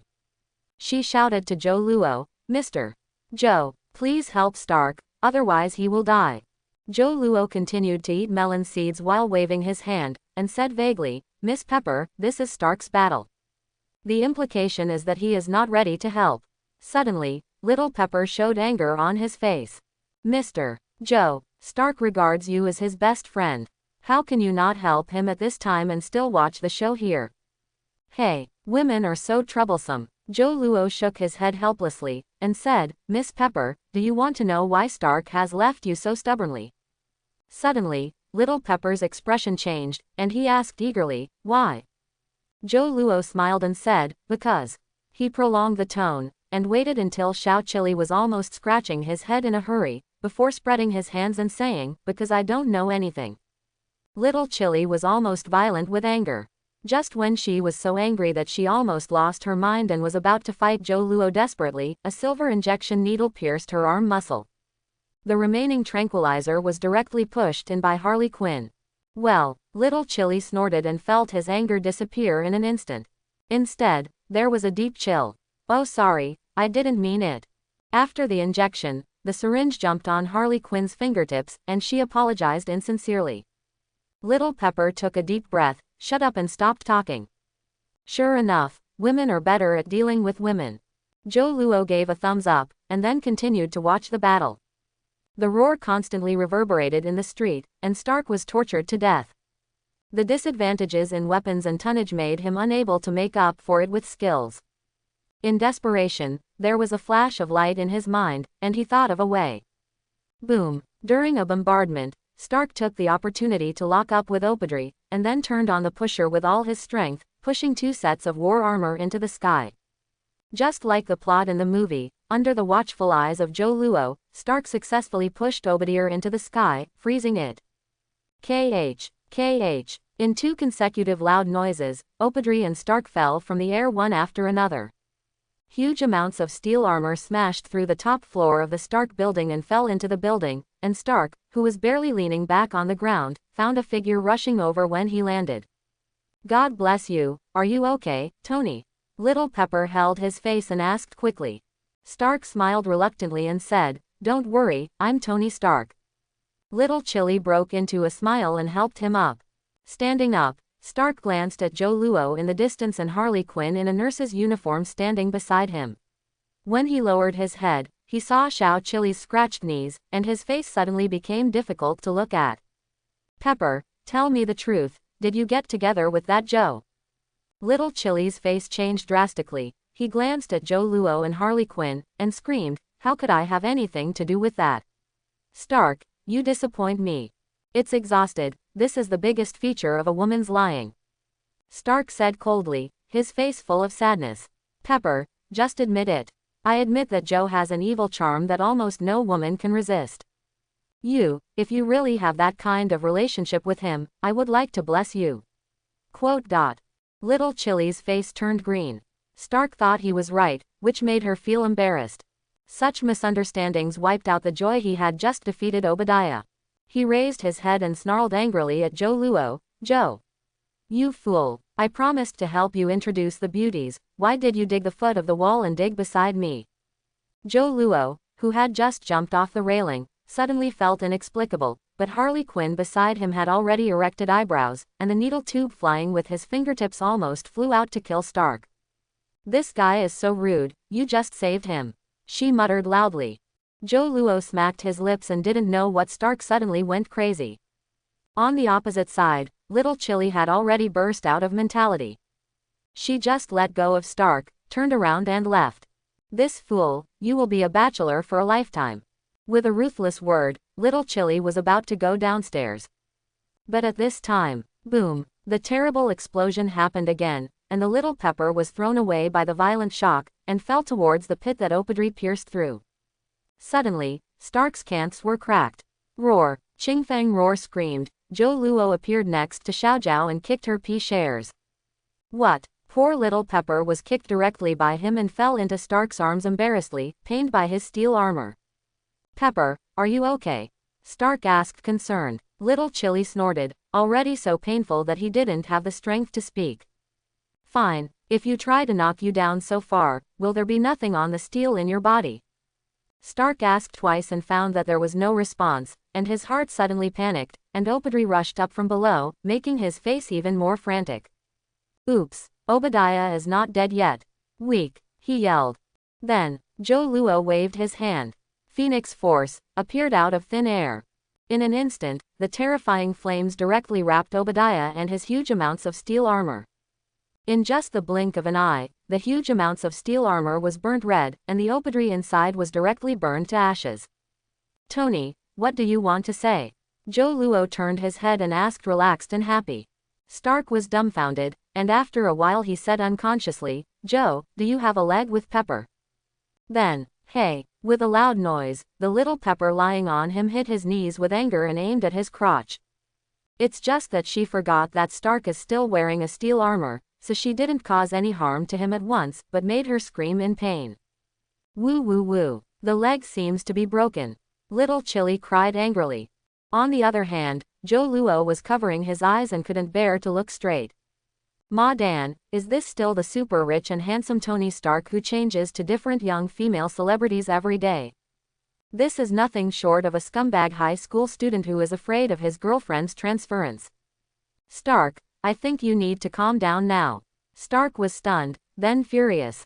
He felt that Joe Luo's answer was already considered an acknowledgement. Joe, he scolded. Joe Luo didn't bother to argue with this second guy. Pepper and him had long been in love with concubines. How could his ex-girlfriends all over the United States be the pickup man? Cursing his lips, he turned his head and said to Harley Quinn, Harley, Stark needs to be calm. After speaking, he walked downstairs. Harley Quinn rummaged through the medical kit and found that there was no tranquilizer. But she must find a way to complete the task Joe Luo gave her, so she held a big syringe and walked to Stark's side and said, Mr. Stark, I don't have a tranquilizer anymore. If you are still so excited, I will complete the task. I can only inject air into you. After speaking, she pulled the piston, and the huge amounts of syringe was filled with air. At this moment, Stark's face was sallow, and his eyes were full of panic. Asshole, is this a trask? He shrank his neck and closed his mouth tightly. Harley Quinn nodded in satisfaction and said, very good, so good. She glanced to the side, and Pepper held Roar's breath for fear of offending this crazy woman who likes that fool to crazy. The agent of S.H.I.E.L.D. and the police in Los Angeles finally arrived after the battle. Going downstairs, his agent Ike has already arrived in the laboratory. Head, the Los Angeles police are downstairs. If these people want to take away, it might be a bit of a hassle. Ike had a bitter look on his face, but at the same time a bit shocked. S.H.I.E.L.D., including the FBI, etc., agent organizations and the federal police have never been in harmony, especially the uncle in front of him who once offended the Los Angeles police to death. Ike thinks it will be difficult to take these people away smoothly. However, Joe Luo didn't feel any difficulty at all. He snapped his fingers and said, well, everyone is for the security service of the federal state. Whoever hinders law enforcement is threatening the safety of the federal government. I believe the Los Angeles police will do things that undermine national security. After speaking, he took the lead to walk towards the elevator. Take them down and let the Los Angeles police protect us from leaving. Behind, a group of SHIELD agents looked at each other. Ike's expression changed, and then he waved his hand. Listen. A group of people walked downstairs mightily, and after Harley Quinn finished the injection, he rushed down and followed Joe Luo like a bug. Behind, the agents of SHIELD looked weird, and their eyes were full of high mountain worship. Shit, the head is really good, and I still don't forget to pick up girls when I perform the mission. It's still such a superb uniform. The agents are envious and jealous, and they are even more convinced of Joe Luo's humanoid self-propelled gun called Roar. Worthy of being a legendary man, absolutely the idol of all my men. Even if a playboy like Tony Stark is not enough to look in front of his head. The lobby of the Stark Industrial Building is already in a mess. The Los Angeles police raised vigilance and isolated the building. Everyone gave me the spirit of 12 points, no one is allowed to enter or leave at will, and snipers are watching me, and anyone who breaks through the blockade forcibly will be shot to me on the spot. Other people, go upstairs right away, if anyone resists, and kill them on the spot. A slightly hoarse and cold voice echoed in the hall, and a policewoman with long brown hair and a delicate face was orderly commanding. She was wearing a police cap and uniform, but she still couldn't hide the wonderful figure that any man would covet. It's just that no one at the scene dared to look at her, as if looking at her would encounter terrible things. Ta-da! With the sound of footsteps, Joe Luo took the lead and walked out with a group of SHIELD agents and several people from Suicide Squad. Suddenly, the whole hall fell silent, and the needle drop could be heard. The policewoman turned her head, and the moment she saw Joe Luo, her cold and beautiful face seemed to be covered with frost. Joe Luo, a slightly weird voice sounded, and all the police officers on the scene raised their heads and saluted Joe Luo. Joe Luo, this is the so-called humanoid self-propelled artillery that came out of Washington and brought the cannon fire to the whole of the United States Chinese. Shit, it looks like that, stronger than the average Asian, but the others are not so good, right? Why can such a guy make so many beauties crazy? Is this world crazy, or those women crazy? The police at the scene roared frantically in their hearts. At the same time, they began to retreat slowly, as if a violent conflict was about to erupt in front of them. On the steps, the SHIELD agents stopped, and even the people headed by Ike backed back cautiously. Joe Luo smiled helplessly and called Roar to the policewoman, "Hey, Caitlin, I'm so happy to see you here." Los Angeles policewoman, Caitlin. This name has huge amounts of prestige throughout the United States police circle. Unlike other police elites, Caitlin's prestige is obtained entirely from the criminals she has captured by herself. Definitely, she is also one of Joe Luo's ex-girlfriends. Looking at Joe Luo, who smiled and greeted Roar, Caitlin smiled coldly and said, "But I am not happy to see you at all." After speaking, she directly took out the pistol from her waist and pointed it at Joe Luo. "I suspect that you are one of the planners of this terrorist attack. Now I am arresting you in the name of the federal police. You have the right to remain silent, but everything you say next will become evidence in court." Quote. "Ma Dan, even Miranda's warning came out." Joe Luo smiled helplessly and showed a certificate. "I am SHIELD agent, and I have immunity," he said leisurely. "I do not see it." Caitlin sneered and asked the other police officers, "Did you see it?" "No," all the policemen spoke in unison. Joe Luo sighed and said, "Caitlin, we broke up peacefully, aren't we? Please don't bring personal emotions into your work." Caitlin's eyes became even colder, and she slowly put her finger on the trigger. "Reiterate, I suspect that you planned this terrorist attack on the Stark Industrial Group, and now I am arresting you in the name of the federal police. You have the right to remain silent, but every word you say next will become a submission." Court testimony. Women really hold grudges. Joe Luo shook his head and sighed. It seems that it is a bit difficult to take away the people from Suicide Squad this time. He raised his head and asked, "Caitlin, how is Karen?" The coldness in Caitlin's eyes dissipated slightly, but her eyes became firm again in the next instant. "Third warning, put down your weapon and hold your head with both hands. Otherwise I will take emergency measures." Joe Luo and Caitlin looked at each other, and no one spoke again. On the stairs, the agents of S.H.I.E.L.D. frowned and put their hands on the weapons around their waists. As long as the situation is wrong, they will fight back without hesitation. The policemen behind Caitlin also made the same actions one after another, staring at Joe Luo with enthusiasm. The atmosphere is extremely solemn. At this moment, the sound of da-da-da footsteps rang from the stairs. Stark and Pepper are finally late. He looked at the tense atmosphere in the hall, smiled and walked to the front of Joe Luo, and said, "Chief Caitlin, why did you shoot your gun to save me, save the Stark Industry Group and save the 230,000 Stark Group employees from losing? What about the dangerous work week?" He was very aware of the past of Joe Luo and Caitlin, and cold sweats began to flow out of their backs when they spoke. Women are not sane creatures, even if this is the chief of police in Los Angeles. Seeing Stark appear, and what he meant, Caitlin frowned slightly and thought for a while before reluctantly putting away the gun. "Stark, I need you and him to cooperate with the investigation." Caitlin stepped back and no longer claimed to arrest Joe Luo. Joe Luo spread his hands and said to Ike behind him, "Ike, take them back to the branch and inform Phil Coulson to return these people to the Pittsburgh prison. Stark and I will go to the police station." Opposite, Caitlin's eyebrows were raised, and she sneered and said, "Everyone involved in this case must go to the police station, including them." At this moment, the atmosphere became serious again. Stark sighed in a low voice. "Women's grievances. At the same time, there are some schadenfreude. Hey, poor Joe. Humanoid self-propelled guns are not so good." Facing the aggressive Caitlin, Joe Luo smiled helplessly and took out his mobile phone. "Ah," Caitlin sneered and said, "don't even think of taking anyone away when you call."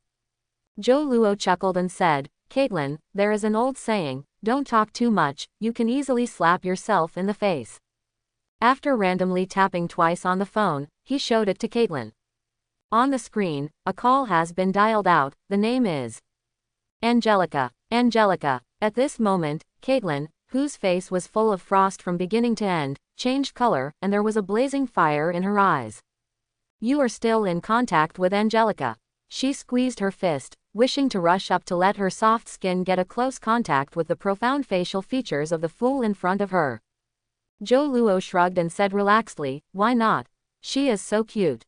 "Asshole." Caitlin cursed and shouted, "She is my sister." Joe Luo nodded and said, "Yeah, I know she is your sister, and definitely my little sister." Caitlin's teeth creaked, her eyes filled with angry fire. "You'd better hang up now, otherwise, I don't guarantee you can walk out of Los Angeles intact." Joe Luo tit for tat, said, "Then you'd better let my people leave now, otherwise I don't guarantee that I will tell Angelica where I am now." Caitlin's indifferent face finally showed a touch of anger, and with a wave of her hand, dozens of Los Angeles police officers at the scene immediately took out their guns and aimed at Joe Luo. And the S.H.I.E.L.D. agents behind him all took out their guns and guarded carefully. The atmosphere became very solemn again. Just at this time. "Hey, Joe, why did you call me today?" A youthful and lively voice rang in the phone, and Caitlin's face began to turn green. Joe Luo smiled and asked on the phone, "Angelica, do you know where your sister is now?"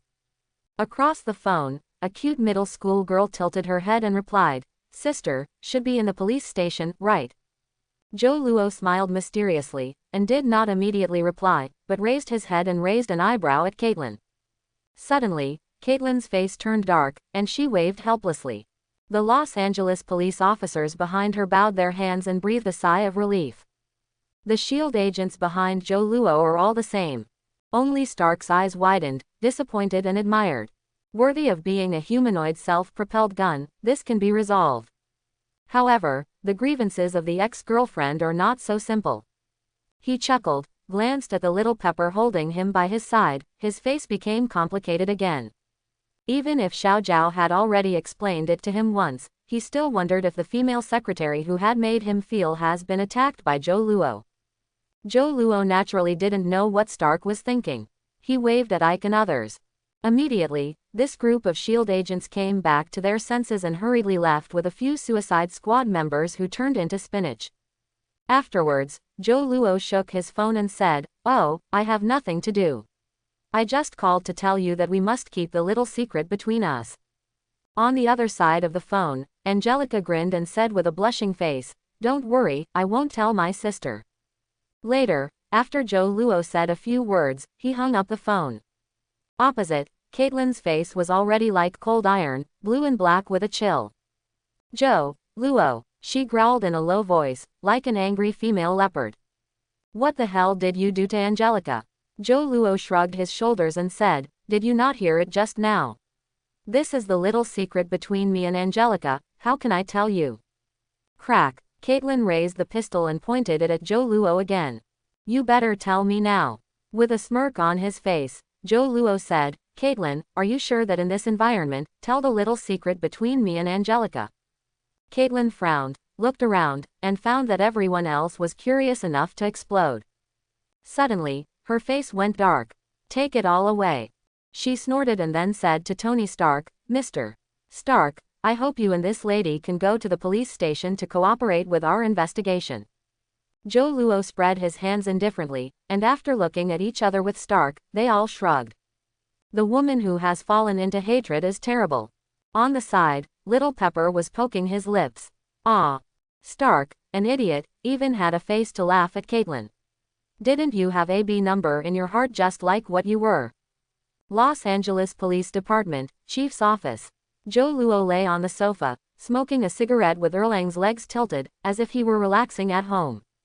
Opposite him, at the desk with huge amounts of, Caitlin stared at him ugly with her arms folded. Neither person spoke. A long time. How long? Caitlin lightly opened her teeth and asked nonchalantly. Joe Luo didn't know, so he asked, "How long is it?" Caitlin gritted her teeth, her face gradually turned blue, slightly bent over and stared at him in a condescending posture, gritted her teeth and said, "Do you still need to understand what I need to say? How long have you been with Angelica?" Joe Luo gestured with the cigarette in his hand, and asked hesitantly, "Why don't you give more hints?" Caitlin looked like Rage's female leopard, lowered her voice and snarled, "I ask you, how long have you been with Angelica? How far have you progressed? Have you been to Chuang?" Wow. Joe Luo's eyes widened, as if he had heard the most incredible thing. "Caitlin, I didn't expect your thoughts to be so dark. Angelica is your sister, and she is just 15 years old, still a middle school student." His righteous rebuke, the image is stalwart and bright. Caitlin sneered, and the arms she held made her figure more prominent. "Although I hate you and hate you asshole, but I know you have a strong charm on your asshole, and almost no woman in this world can escape your gentle trap.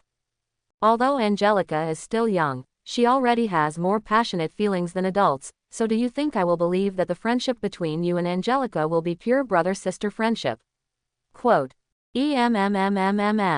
This evaluation is slightly higher. But don't want to beat me with this sugar-coated cannonball. Joe Luo took a breath of smoke, shook his head firmly, and said, "Caitlin, I didn't expect you to treat your sister Angelica this way. I just want to tell you that there is nothing between her and me except revolutionary friendship. Emotion." "Revolutionary friendship?" Caitlin frowned, and asked with a gloomy look, "What revolutionary friendship? Whose fate?" Joe Luo raised Erlang's leg and shook it, and said, "Definitely, it is the life of the tyrant. As for who the tyrant is, you can use your brain to think more." Tyrant. Caitlin only thought for a while, and she understood that the so-called tyrant might be herself. After reacting, her face began to change in an instant, sometimes turning blue and sometimes red. She was so angry. Boom. With a muffled noise, she slapped her fiercely on the table and took out the gun on her waist. "Believe it or not, I'll kill you today. It's the top of the sky, just write a report of being attacked, and drop it by half by the way." She threatened with a sullen face. Joe Luo was still lying on the sofa, shaking his head and saying, "You can't." Caitlin's face grew gloomy, her eyes gleaming with fury. "Then try." Her long fingers landed on the trigger, slowly exerting force. But the next second, roar, in the blink of an eye, Joe Luo had already appeared in front of her, and a puff of smoke spurted from his mouth and spread evenly on her face.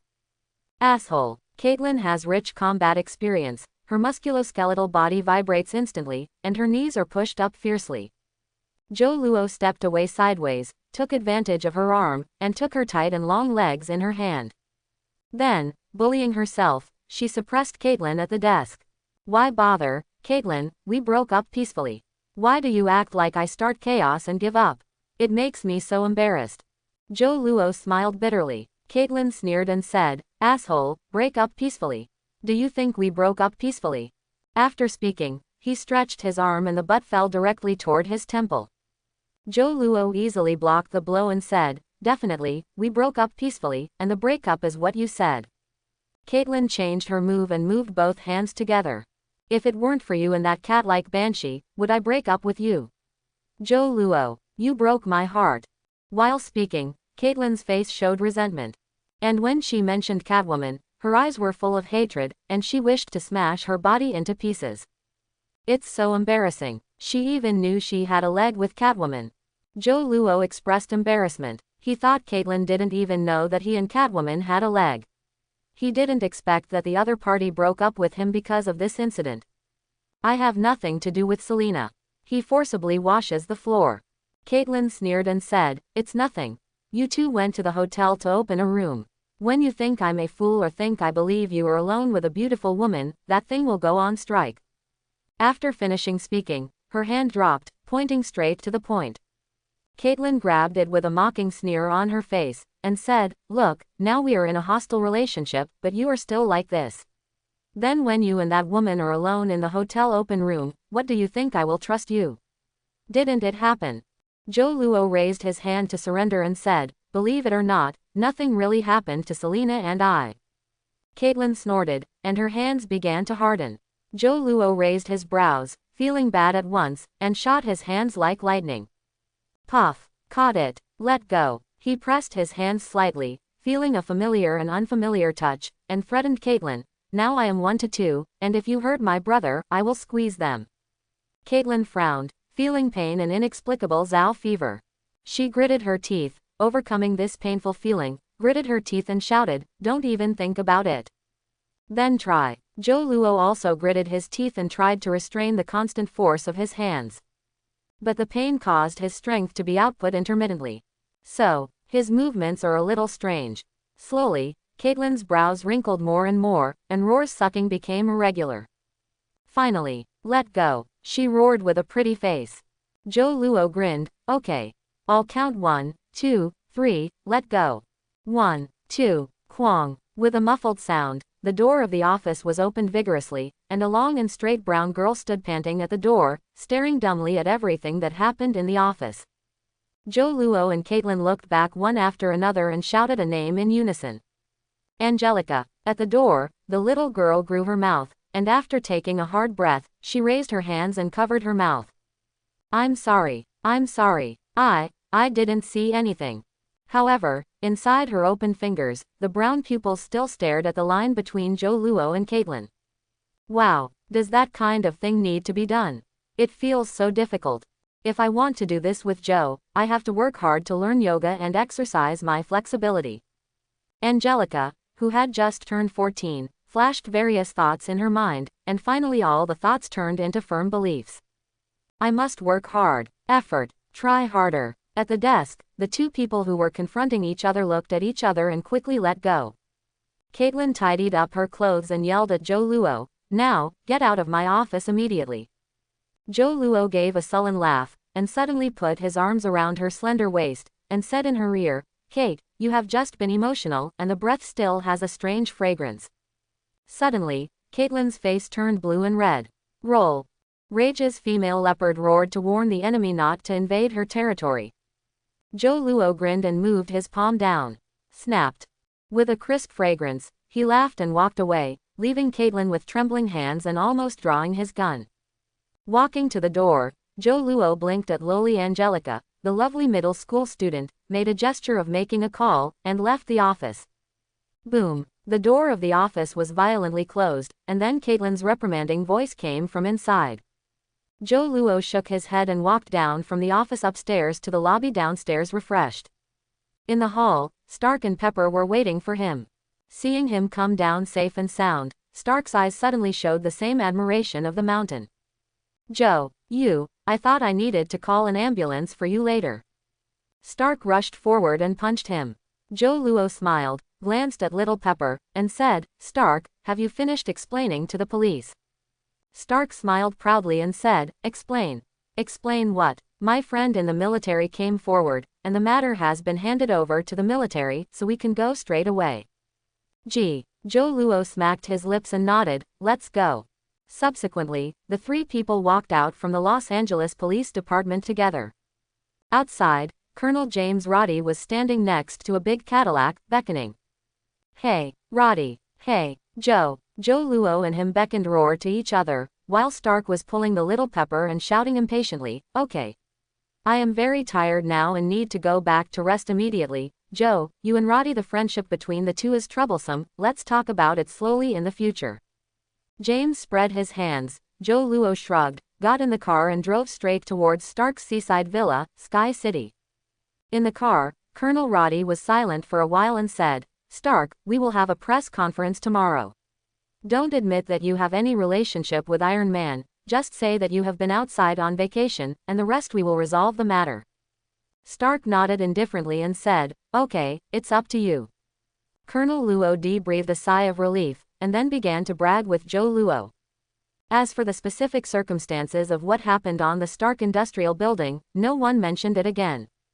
After sending Joe Luo and Stark to the Sky City, Colonel Luo drove away after confirming that it was safe. Stark, I will pick you up for the press conference early tomorrow morning, don't forget.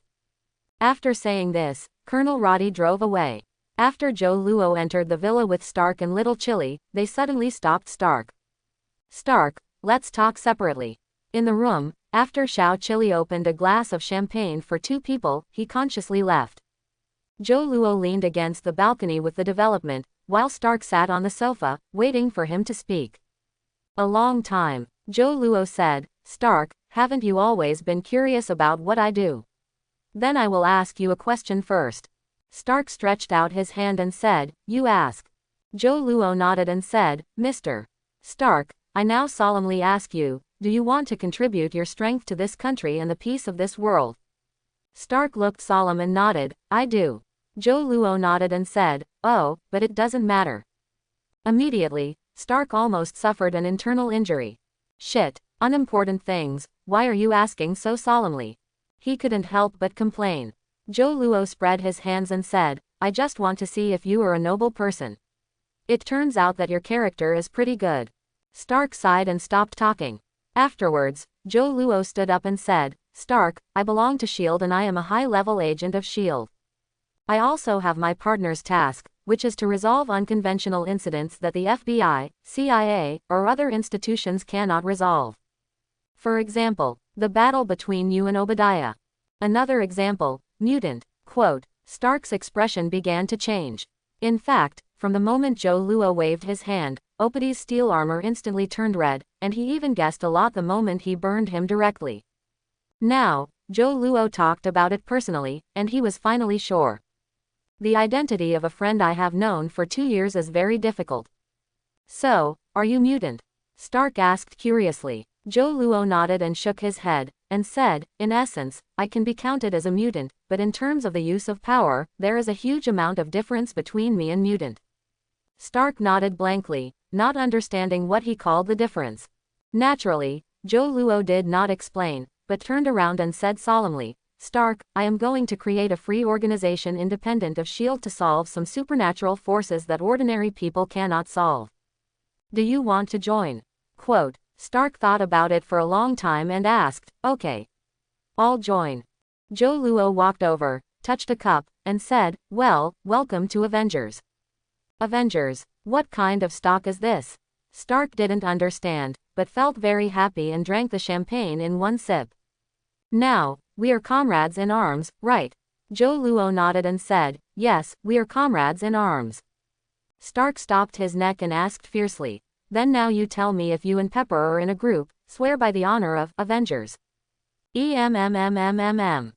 guy is so persistent. Joe Luo was almost defeated by him. You are also a few dozen years old, do you have a leg that you can't see for yourself? Stark smiled sullenly and said, Joe, before you appeared, I never put any playboys in my eyes, thinking that they were inferior to me whether they were playing women or anything else. But after you showed up, I realize that I, and the entire dude of the United States are not playing with women but with money, only you are playing with women. You are the real big player. So Joe, I want you to tell me personally if there is any relationship between you and Pepper. Otherwise I will feel uneasy. Quote. The evaluation is so high. I'm flattered. Joe Luo said something, and then sternly said, Stark, you know my aesthetics, not to mention Miss Pepper's looks, but I can't accept it at this age, and she doesn't have a special design that appeals to me, so do you think I will have a leg with an ugly girl? To be honest, Joe Luo is really not interested in this old Pepper. He is only in his 20s, and Lao Chili is in his 30s, and he is an ordinary person with spots all over his face. It would be weird if it could be chewed. At the same time, he also expressed pity to the other comrades who traveled, and he would actually like the old Pepper. Compared with the widow sister, she is far worse. Stark breathed a sigh of relief, then increased his volume, and groaned, Joe. You can insult my mind, but you can't insult my aesthetics. Pepper is beautiful. Joe Luo raised his hand to surrender and nodded. Okay, but no matter how beautiful it is not my thing. You can go to the strategy without worrying about cuckolding. Green hat, what is that? Stark frowned, puzzled. But soon he threw it behind his head, and after having another drink with Joe Luo, he snapped his fingers and said, Jarvis. Arrange a room for Mr. Joe. We must make him feel at home. Good sir. A cold voice from Jarvis came, and then said, Mr. Joe, please follow my instructions and rest in the room. Joe Luo raised his eyebrows and said to Stark, Stark, when will I get an artificial intelligence like this for my home in Washington? Stark nodded and said, okay, no problem at all. Joe Luo expressed his satisfaction and went to the guest room under the guidance of Jarvis. Stark went to talk to Xiaojiao. As for what to talk about, and whether there will be some physical interactions outside the scope of the language during the talk, Joe Luo doesn't care. The next day, the military held a press conference. Among Colonel Roddy's surprised expression, Stark violated the agreement with him and publicly admitted that he was Iron Man. For a time, the world was shocked, and Stark became famous again. In the face of the disturbances from the outside world, this guy was rarely silent, because he was locked in the villa by Joe Luo, and helped him design artificial intelligence programs overnight. And staying in Stark's villa for a few days, watching him and Xiaojiao show their affection every day when they are busy, Joe Luo gets a little angry. But for the sake of an artificial intelligence, it doesn't matter to be stuffed with dog food. Under his strong suppression, Stark, who had just established a relationship with Pepper, finally got the core of artificial intelligence, and could install him in his home in Washington at any time. And on this evening, Joe Luo received a call from Black Widow. Joe, the big green man has arrived in Los Angeles. The military plans to arrest him tomorrow. Please pay attention to contact him afterwards and pull him into our team. Oh, Hulk actually came to Los Angeles. It seems that the time to gather the Avengers is not far away. Joe Luo twisted the beard of his chin, and then dialed Angelica's phone. Hey, a dumb voice came from the phone. Joe Luo pursed his mouth and said, have you fallen asleep so early? Angelica rubbed her eyes and vomited. My sister's high-pressure rain has become more and more severe recently. If she hadn't forgotten about it today, maybe she would have collected her mobile phone. So amazing. Joe Luo smacked his lips, and then asked, tomorrow Friday, dare you skip class? I will take you out to play. Suddenly, Angelica on the other side of the phone woke up instantly, with a surprised expression on her face. Really? Then she showed a distressed look again. But if my sister knows, it will be miserable. Joe Luo smiled and said, don't worry, you will go to school as normal tomorrow. I will take care of other things for you.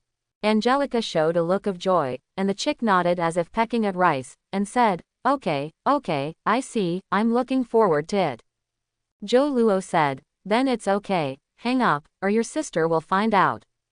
Angelica showed regret and said, but, the Loon family wants to talk to you more. Joe Luo shook his head and said, tomorrow there will be opportunities. I can take you to play all day. Oh, Angelica gave a startled cry, and then said with a touch of sly, then what do you want to say first? WTF. Joe Luo was a little at a loss.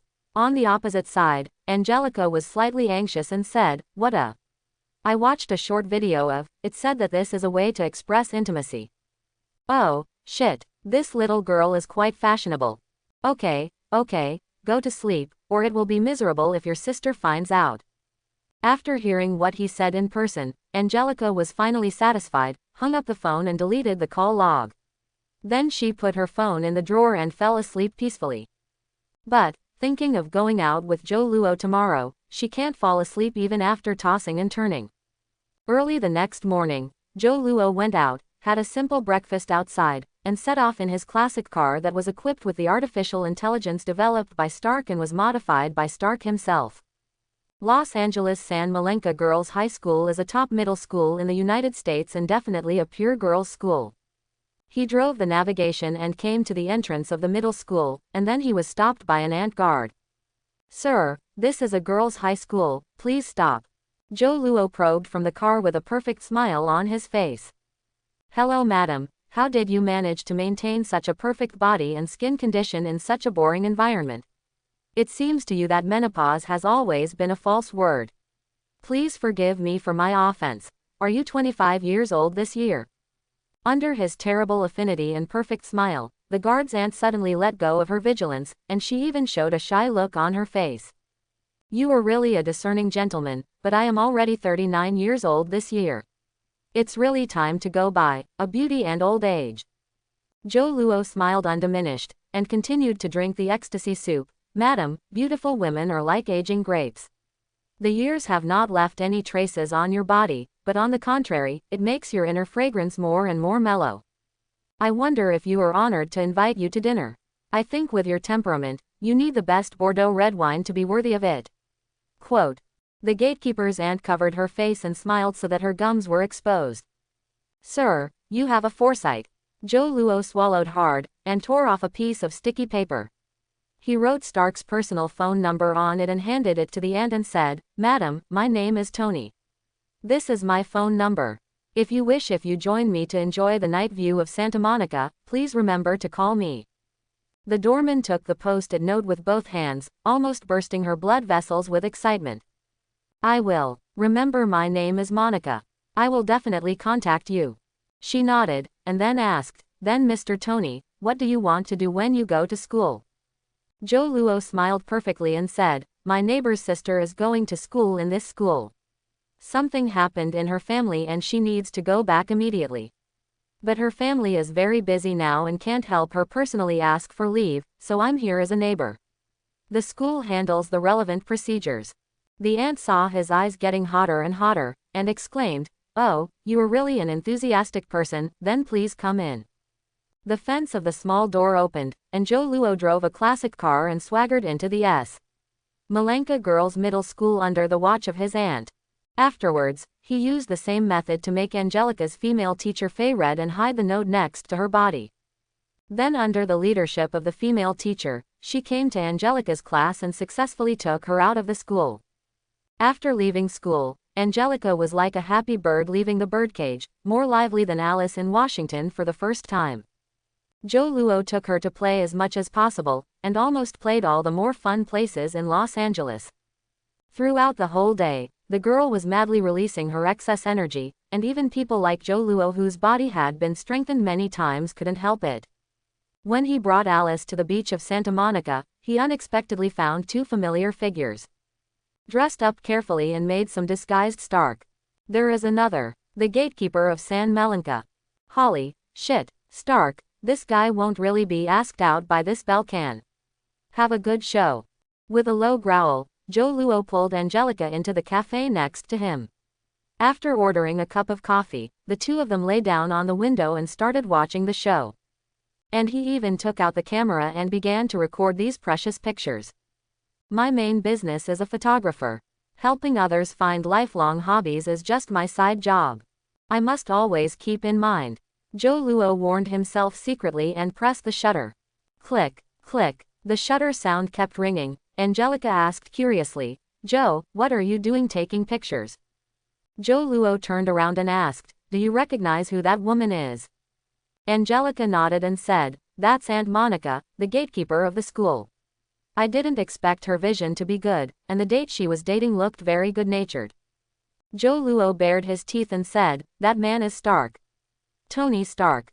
Suddenly, Angelica's eyes widened and her mouth opened to reveal her small teeth. "How can this be?" Joe Luo spread his hands and said, "Although it's impossible, it's true, because today I used a beautiful boy to help you ask for leave, and then I left Tony's phone number. That's the result." God. Angelica's eyes widened, staring at Tony Stark, who was crazily entangled by Monica Auntie Monica on the opposite street. Joe Luo raised the camera again and snapped 2 photos. "Angie, haven't you always wanted a car? This time someone will pay for it for you." Angelica turned her head and asked, "Who?" Joe Luo pointed to Stark, suffocating a smile, and said, "There is a fool." Click, click. A few more photos were taken, and then Tony Stark finally broke free of Monica's big hand like a fan, and fled in embarrassment. 2 minutes later, Joe Luo's phone rang. It was Stark's call. "Joe, you fool. You gave my phone to such a terrible woman. I hate you." On the phone, Stark roared exhaustedly. Joe Luo smiled hard, and asked, "Stark, you won't be asked out, are you?" Stark paused, and then said, "Pepper needs to work overtime to deal with group affairs today. You are out again. I am bored by myself. As a result, someone called me and asked me with a good voice and a beautiful name." As he spoke, his voice began to improve. "But I didn't expect him at all. The other party turned out to be a woman older than me and bloated like a fat pig. What's more is that she even dislikes me. She hates me." Quote. From the sound, he must be very crazy now. Joe Luo smiled hard, but he recalled how Stark had just met with Aunt Monica, and even the scene where Stark was disgusted by the aunt. He couldn't help but laughed out loud. Tony Stark, who has been in love with supermodels and played friendly matches with Hollywood actresses, was disgusted by a bloated doorman aunt. Ha ha ha. He couldn't help laughing. "Asshole." Stark yelled and yelled, "You still have a smile. You have a smile. Joe, if you don't apologize to me, don't blame me for not talking about friendship." Joe Luo smiled yin and said, "Stark, I will send you a few photos first. Please take a look." After speaking, he sent the picture he had just taken with his mobile phone to Stark and waited quietly. After a few seconds, "Joe, don't leave if you have the ability." Stark's voice was gloomy, like a ghost crawling out of hell. Joe Luo smiled and said, "Stark, do you need me to tell Pepper about this?"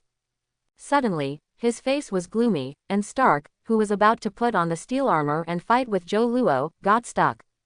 "Aha." Joe Luo continued to put pressure on it. Stark's anger disappeared instantly, and he forced a low growl. "What can you tell her? Don't you think I care about her?" Joe Luo raised his eyebrows and said, "Really don't care?" Stark insisted. "Yes. Oh, can I ask her to hang out on Santa Monica Beach tonight?" Santa Monica Beach, still night. Stark's face became difficult to look. He could almost imagine it. With the charm of Joe Luo as a fool, he could definitely let little Pepper climb onto him in a daze. Don't you give me a bit of face." His voice became bitter, as if he was abandoned after being played with by Joe Luo. Joe Luo smacked his lips and said, "Okay, Stark, this is just a small twist in life, don't worry about it. I still have things on my side. If I were you, just go to the Stark building and go directly to pick Pepper from get off work. And then a romantic dinner, plus a romantic ex-life, wouldn't it be a wonderful thing?" It seems to make sense. Stark thought for a while and thanked Joe Luo for his proposal, forgetting that he was calling this phone to inquire about crimes. After hanging up the phone, he said to Angelica, who was covering her mouth with a sulking smile, "Angie, today I will take you to an absolutely interesting restaurant for dinner. Get in the car." Angelica nodded excitedly and got into the classic car. Driving the car, I came to a Chinese restaurant next to Santa Monica Beach. Joe Luo ordered some special dishes suitable for ladies and some hard dishes. While waiting for the food to be served, he opened the system panel while cooperating with Angelica for a selfie. Super God Photographer System. Host, Joe Luo. Main profession, photographer, recording beautiful moments, and extracting ability from photos. Main skills. 1. Photography. Record beautiful moments and freeze frames. The qualified photos taken can increase the experience value of extraction skills. 2. Extract LV2 43 100ths. A skill or attribute of the corresponding character can be extracted from the photos taken, and the current extraction ability completeness is 20%. Deputy occupation. Life mentor. Guide those who only know how to fight and kill lost lambs, develop their lifelong hobbies. Student. 1. Natasha Normanoff Black Widow Foodie LV2 12/10ths can be upgraded. 2. Steve Rogers Captain America Dunsey LV1 9/5ths can be upgraded. 3. Tony Stark Iron Man Pimp LV2 9/10ths. 4. Clarice Fang Flashing Sunny Fun Model LV3 7/15ths. 5. Bruce Wayne Batman Stubborn Lord LV2 12/10ths can be upgraded. 6. Chin Gray Phoenix Barbecue She LV2 6/10ths. 7. Harley Quinn Female Joker Torture Master LV1 7/5ths can be upgraded. Looking at the system panel, Joe Luo decisively chose to upgrade all of the several upgradable items. Ding! Joker Female upgrade to Master of Torture LV2, Brain Hole plus 10%, Physical Fitness plus 10%, Medical Knowledge minus 10%, Accuracy minus 10%, the next upgrade experience is 2/10ths. Ding! The host has the 5th student who was upgraded to LV2, with all attributes plus 8%.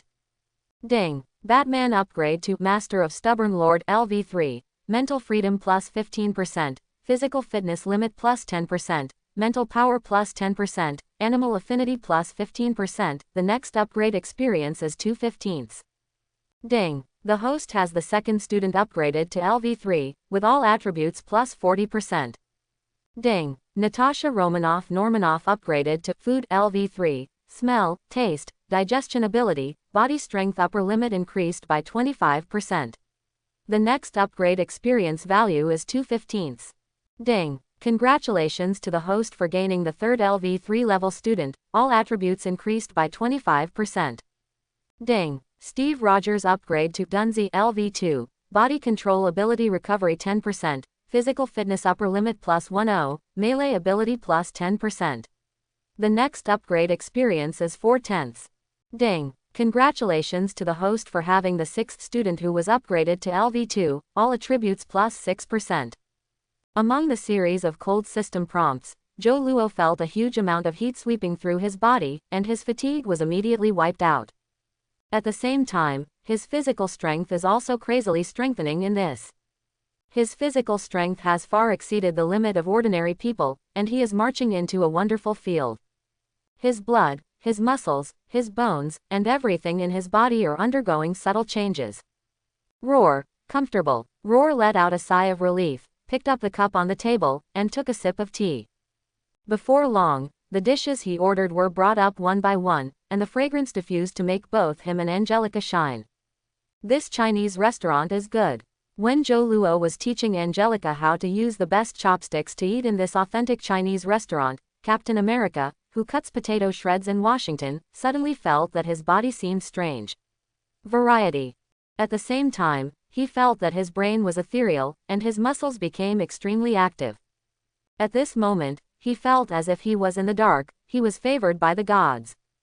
Tuck 2-2. The silver knife flickered, and in an instant, he cut a potato into more even potato shreds. Looking down at his masterpiece, his face changed rapidly. This is an epiphany.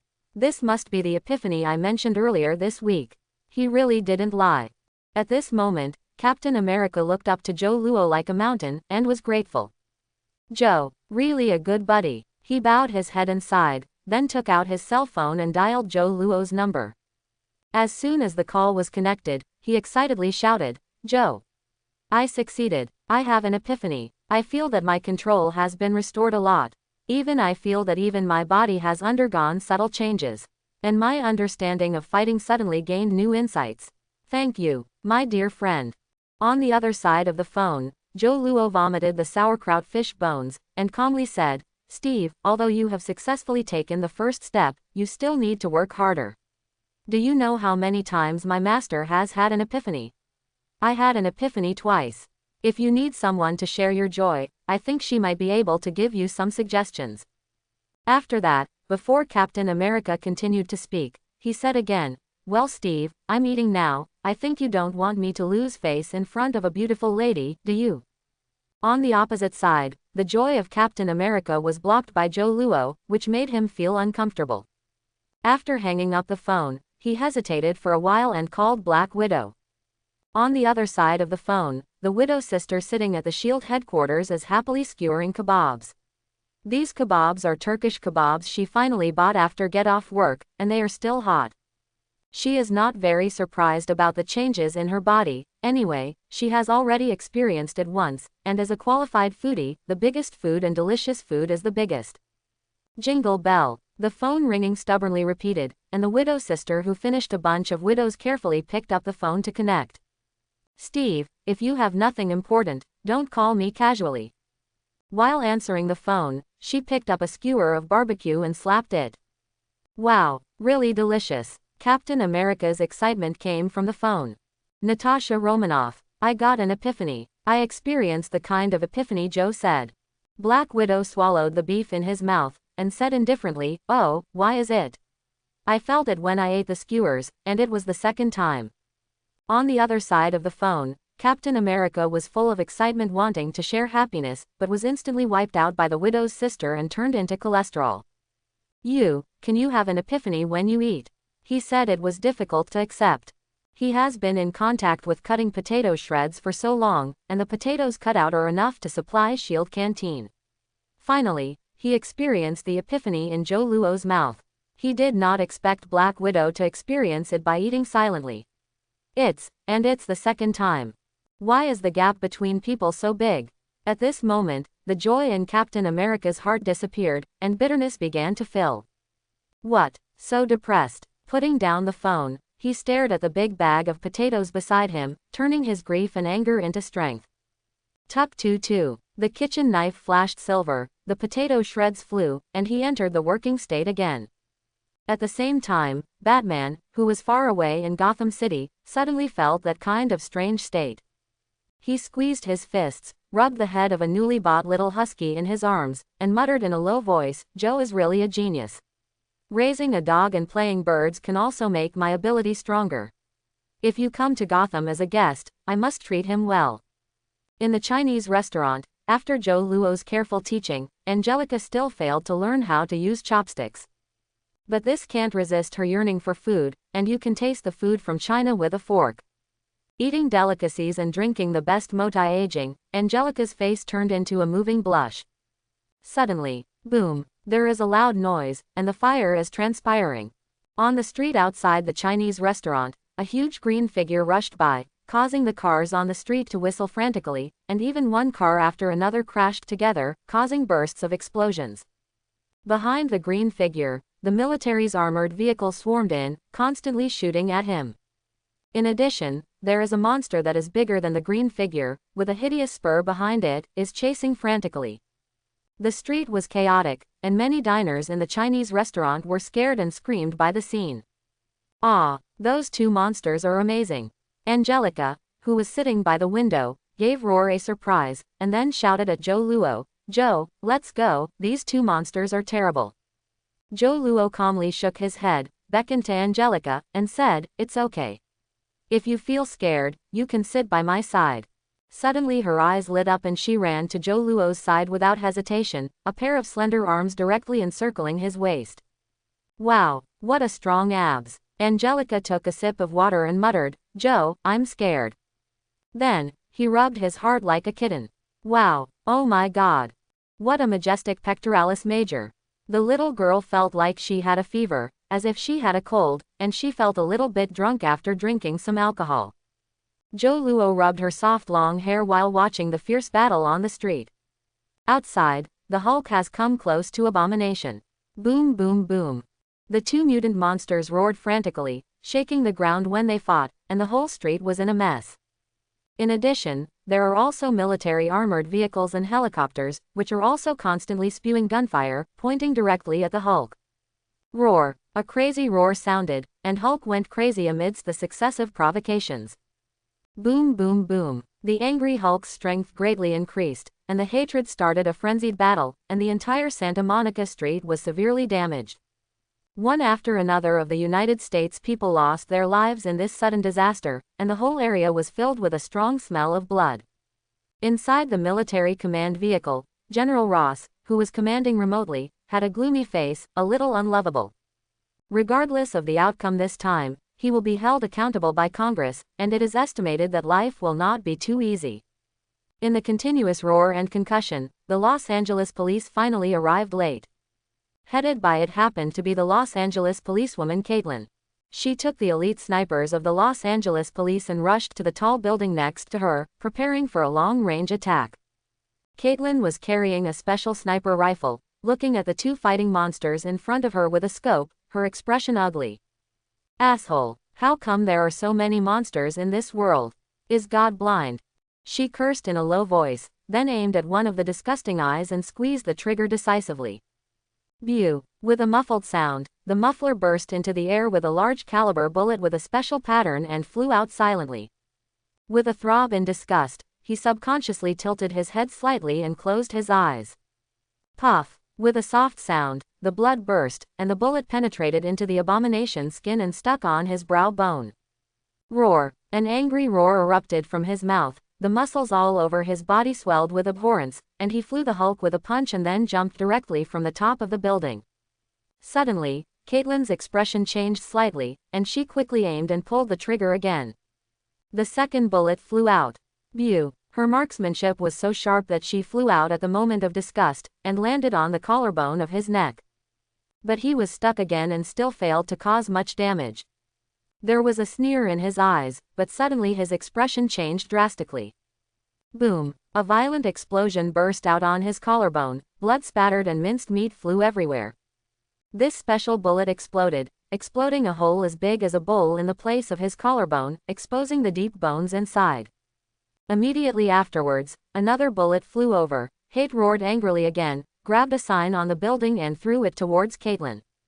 Boom! The signboard was directly blown into pieces, but the fragments still flew towards her. A flexible dodge, Caitlin, who had escaped these fragments, turned around and shot again. At the same time, other police officers also took aim and used special burst bombs to attack Roar's hatred. It's a pity that he has learned well, and when he rushed towards Caitlin, he shredded countless pieces of reinforced concrete, making these building materials his best defense. The explosion sounded from time to time, and he was quickly approaching Caitlin. Behind him, the Hulk also chased after him again. Asshole! Seeing disgust quickly approach the roof where she was hiding, Caitlin turned and swooped. Boom! The building shook, like a gecko, and quickly climbed to the top of the building. On the ground, drops of sweat came out of Caitlin's forehead, and she took out two large-caliber special pistols from her waist. Boom boom! The bullets poured out frantically, but they were blocked by a concrete slab by the abhorrence. During the explosion, the concrete slab was smashed into pieces. Caitlin's delicate and pretty face was already covered with sweat, her hand quietly reached her waist, but she felt empty. Shit, I forgot to bring a special grenade in a hurry. She cursed secretly, her eyes rolled, and she drilled into the corridor as flexibly as a civet cat. However, boom! With a muffled sound, the Hulk rushed up to the tall building, unintentionally slapped a large piece of concrete and flew out, directly blocking the door. Asshole! Caitlin was so angry that she wanted to curse. Boom! Amidst the successive loud noises, the Hulk and Abomination began to fight each other again, but Abomination had fallen into a rage, and the forces soared, and the Hulk was blown out again after only a few right clicks. Looking back, there was a cruel light in his hatred eyes, and he pointed out his hideous claws towards Caitlin. That's it. Caitlin's face was gray, and she tried to dodge but found that she had nowhere to hide. Jump down, jump! She gritted her teeth, closed her eyes and rushed forward. Boom! With a muffled noise, she felt she hit a wall. Chief Caitlin, why are you so embarrassed? The joking voice sounded. Caitlin opened her eyes and saw that the fool who often appeared in her dreams was standing in front of her with her arms around her sister's slender waist. Weak? She asked suspiciously, and then looked furious. What are you doing holding Angelica? Let go now. Joe Luo shook his head and pulled her over with his other hand, his arm wrapped around her slender and powerful waist. Okay Caitlin, don't be jealous, now you are also hugged. He joked, Then he took a step back with his arms around the two beauties, and the Crimson Phoenix Force formed a shield suspended in front of them. Chi-chi-chi-chi. The disgusting claws swept across the crimson shield, and suddenly a burnt smell hit him, causing him to retreat like an electric shock. This is, what ability? Caitlyn's face was dull, and suddenly her face was gloomy, and she whispered, asshole. How many things do I know about you? You turned out to be a mutant. Facing Caitlyn's sudden questioning, Joe Luo curled his lips without explaining. Kate, what we need to care about now is how to deal with these two big guys, instead of worrying about how many things I have hidden. The arms that hugged Caitlyn's slender waist were tight, and then with force, they threw out the two beauties, one big and one small. Take care of Angelica. Caitlyn gritted her teeth and muttered, she is my sister, and I don't need you to explain it. Beside, Angelica said, but he just saved you. Caitlyn turned her head, her eyes were dangerous, and she hurriedly shrank her neck in fright. On the other side, Joe Luo stood by the building with his hands in his pockets, and smiled jokingly at his hatred. Hey, it's so ugly, I don't bother to move you if you don't move. Abomination stared at him cautiously. In addition to chaos and brutality, there was a touch of unconcealed fear in his eyes. One of his paws was brimming with bones, and the moment he was in contact with Phoenix Force, he was hit hard. Tadoda. The hatred was slowly receding, and he felt that Joe Luo was dangerous. On the side, Caitlyn was half to death when he heard him say this, and roared, Joe. Why don't you subdue him? Joe Luo spread his hands and said, Miss Caitlyn, this is your police business. I'm just an agent. Caitlyn's face was blue and roared, but you are also a federal civil servant, and you are obliged to maintain federal peace. Joe Luo fished his ears, as if he hadn't heard what she was saying. Who am I? Where am I? What am I doing? I do not know. Watching the hatred turn around, Joe Luo simply sat down on the ground, watching him and the Hulk come and go, doing a nice job. With a fight, the two monsters hit downstairs. This devastated skyscraper was left trembling in the sea breeze. Caitlyn came over and asked in a cold voice, why don't you subdue it? Joe Luo hit haha, and said, because I can't beat him. Caitlyn was speechless, and she was not sure whether Joe Luo could beat the monster. On the side, Angelica also said, that monster is so terrible, and naturally the military and police have taken care of it. Besides, Joe is also trying to ensure our safety. Caitlyn was even more speechless. What can I say? She gave a cold snort, grabbed the sniper rifle again, and prepared to continue attacking hatred. Joe Luo pressed down her gun barrel, pointed to the fierce battle below, and said, well, the big green guy can take care of that stuff. It's too weak compared to Hulk. Caitlyn looked up, her eyes changing rapidly. Hulk. What do you know? Joe Luo spread his hands, and said in a beating tone, I don't know anything. Just lie to the ghost. Caitlyn wanted to use coercive measures. But after thinking about it for a while, she felt that she was using compulsive methods now. Maybe it can't be forced, it's more like a woman's spoiling. Forget it, take a look. On the street, Hulk's girlfriend finally appeared and was in danger.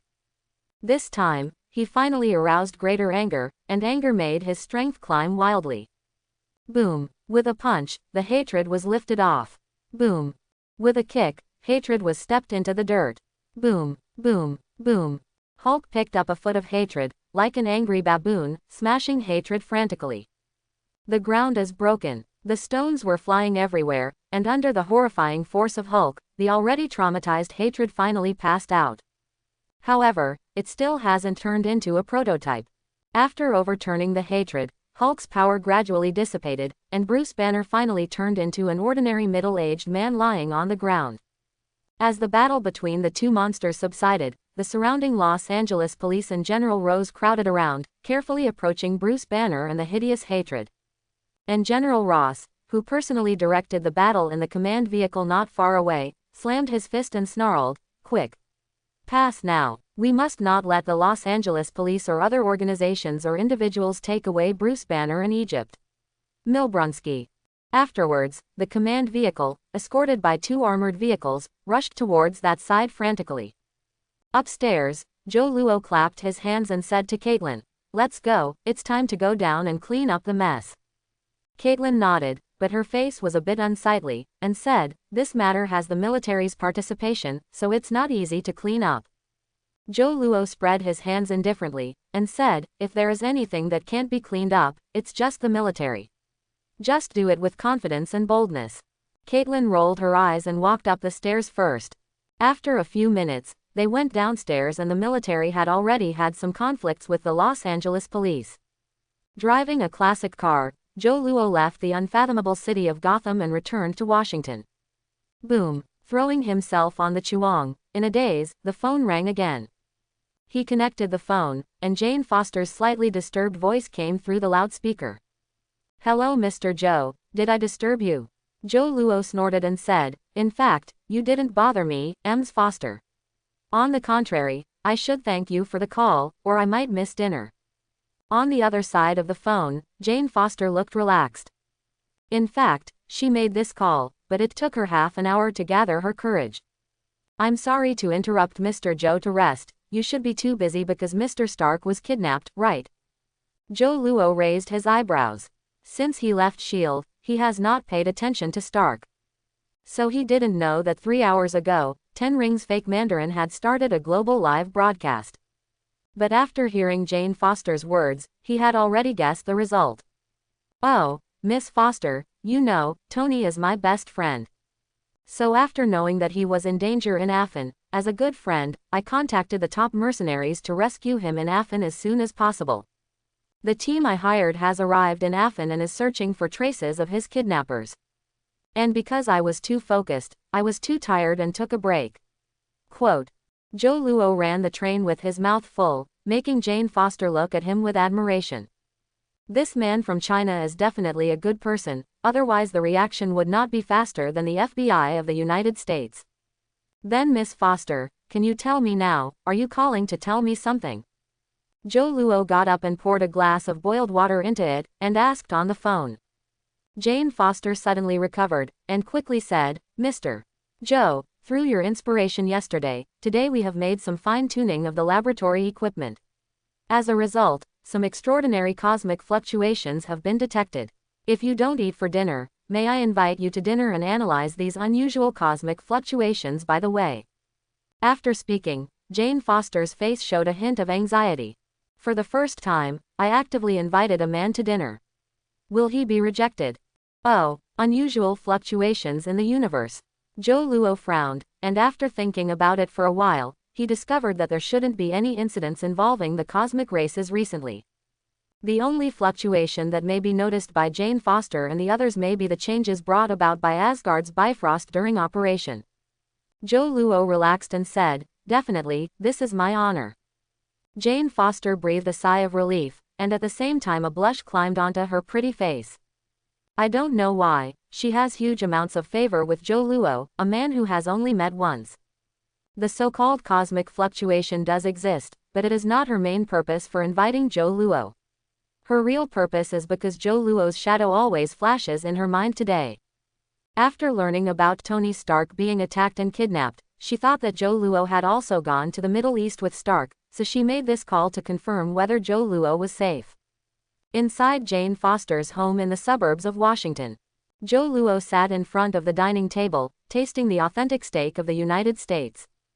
Jane Foster was sitting across from him, looking a little worried. "Miss Foster, with all due respect." Zhou Luo raised her head, and under her nervous look, she smiled and said, "You have extraordinary abilities in cooking. Maybe you can try to be a master cook in addition to being an astrophysicist." Woolen cloth. Immediately, Jane Foster breathed a sigh of relief, relieved.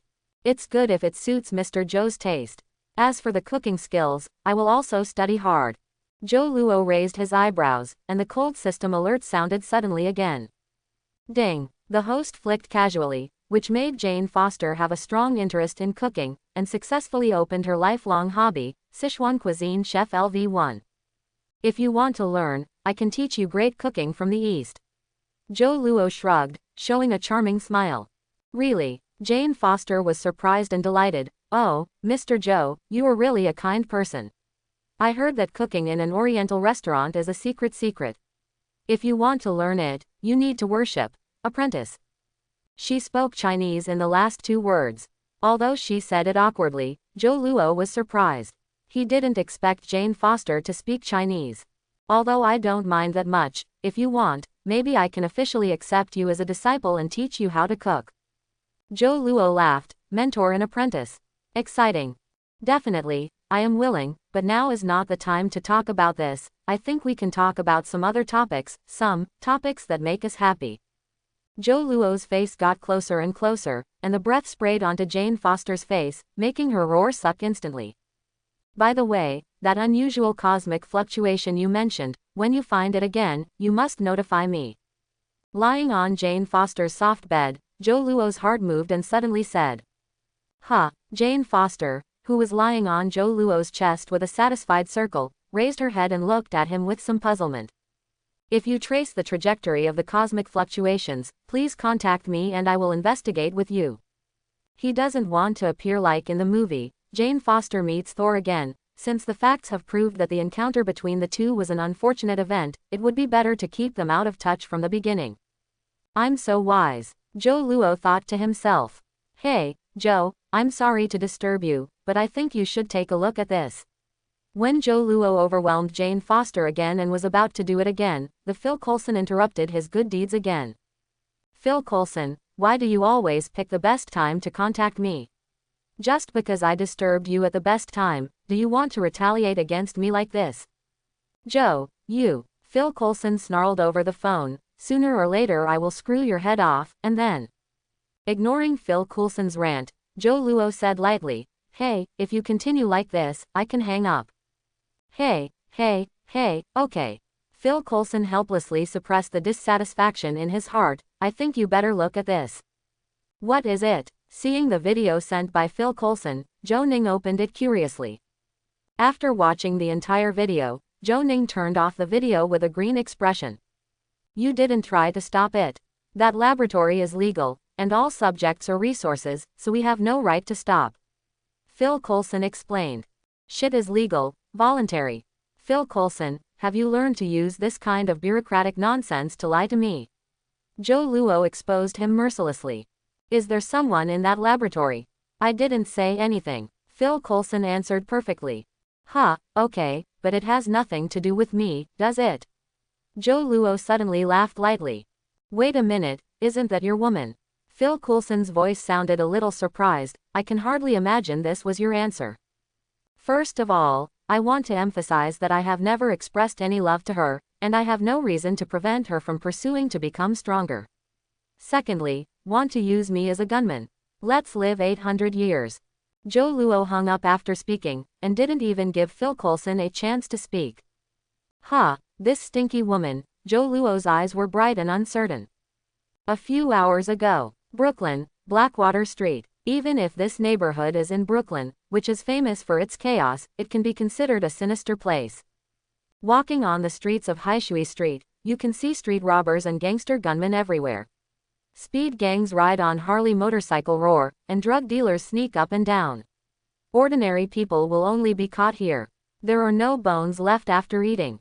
Harry Quinn hurriedly walked on the road, only to kill a few unlucky people who didn't have long eyes to come up with him, turning a blind eye to everything else. Project X, Mutant, Zhou, in order to be able to catch up with you, I am willing to sacrifice everything.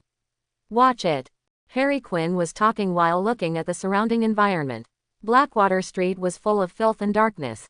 In the Sin City of New York City, there are many such remote streets and alleys. Each of these buildings looks the same.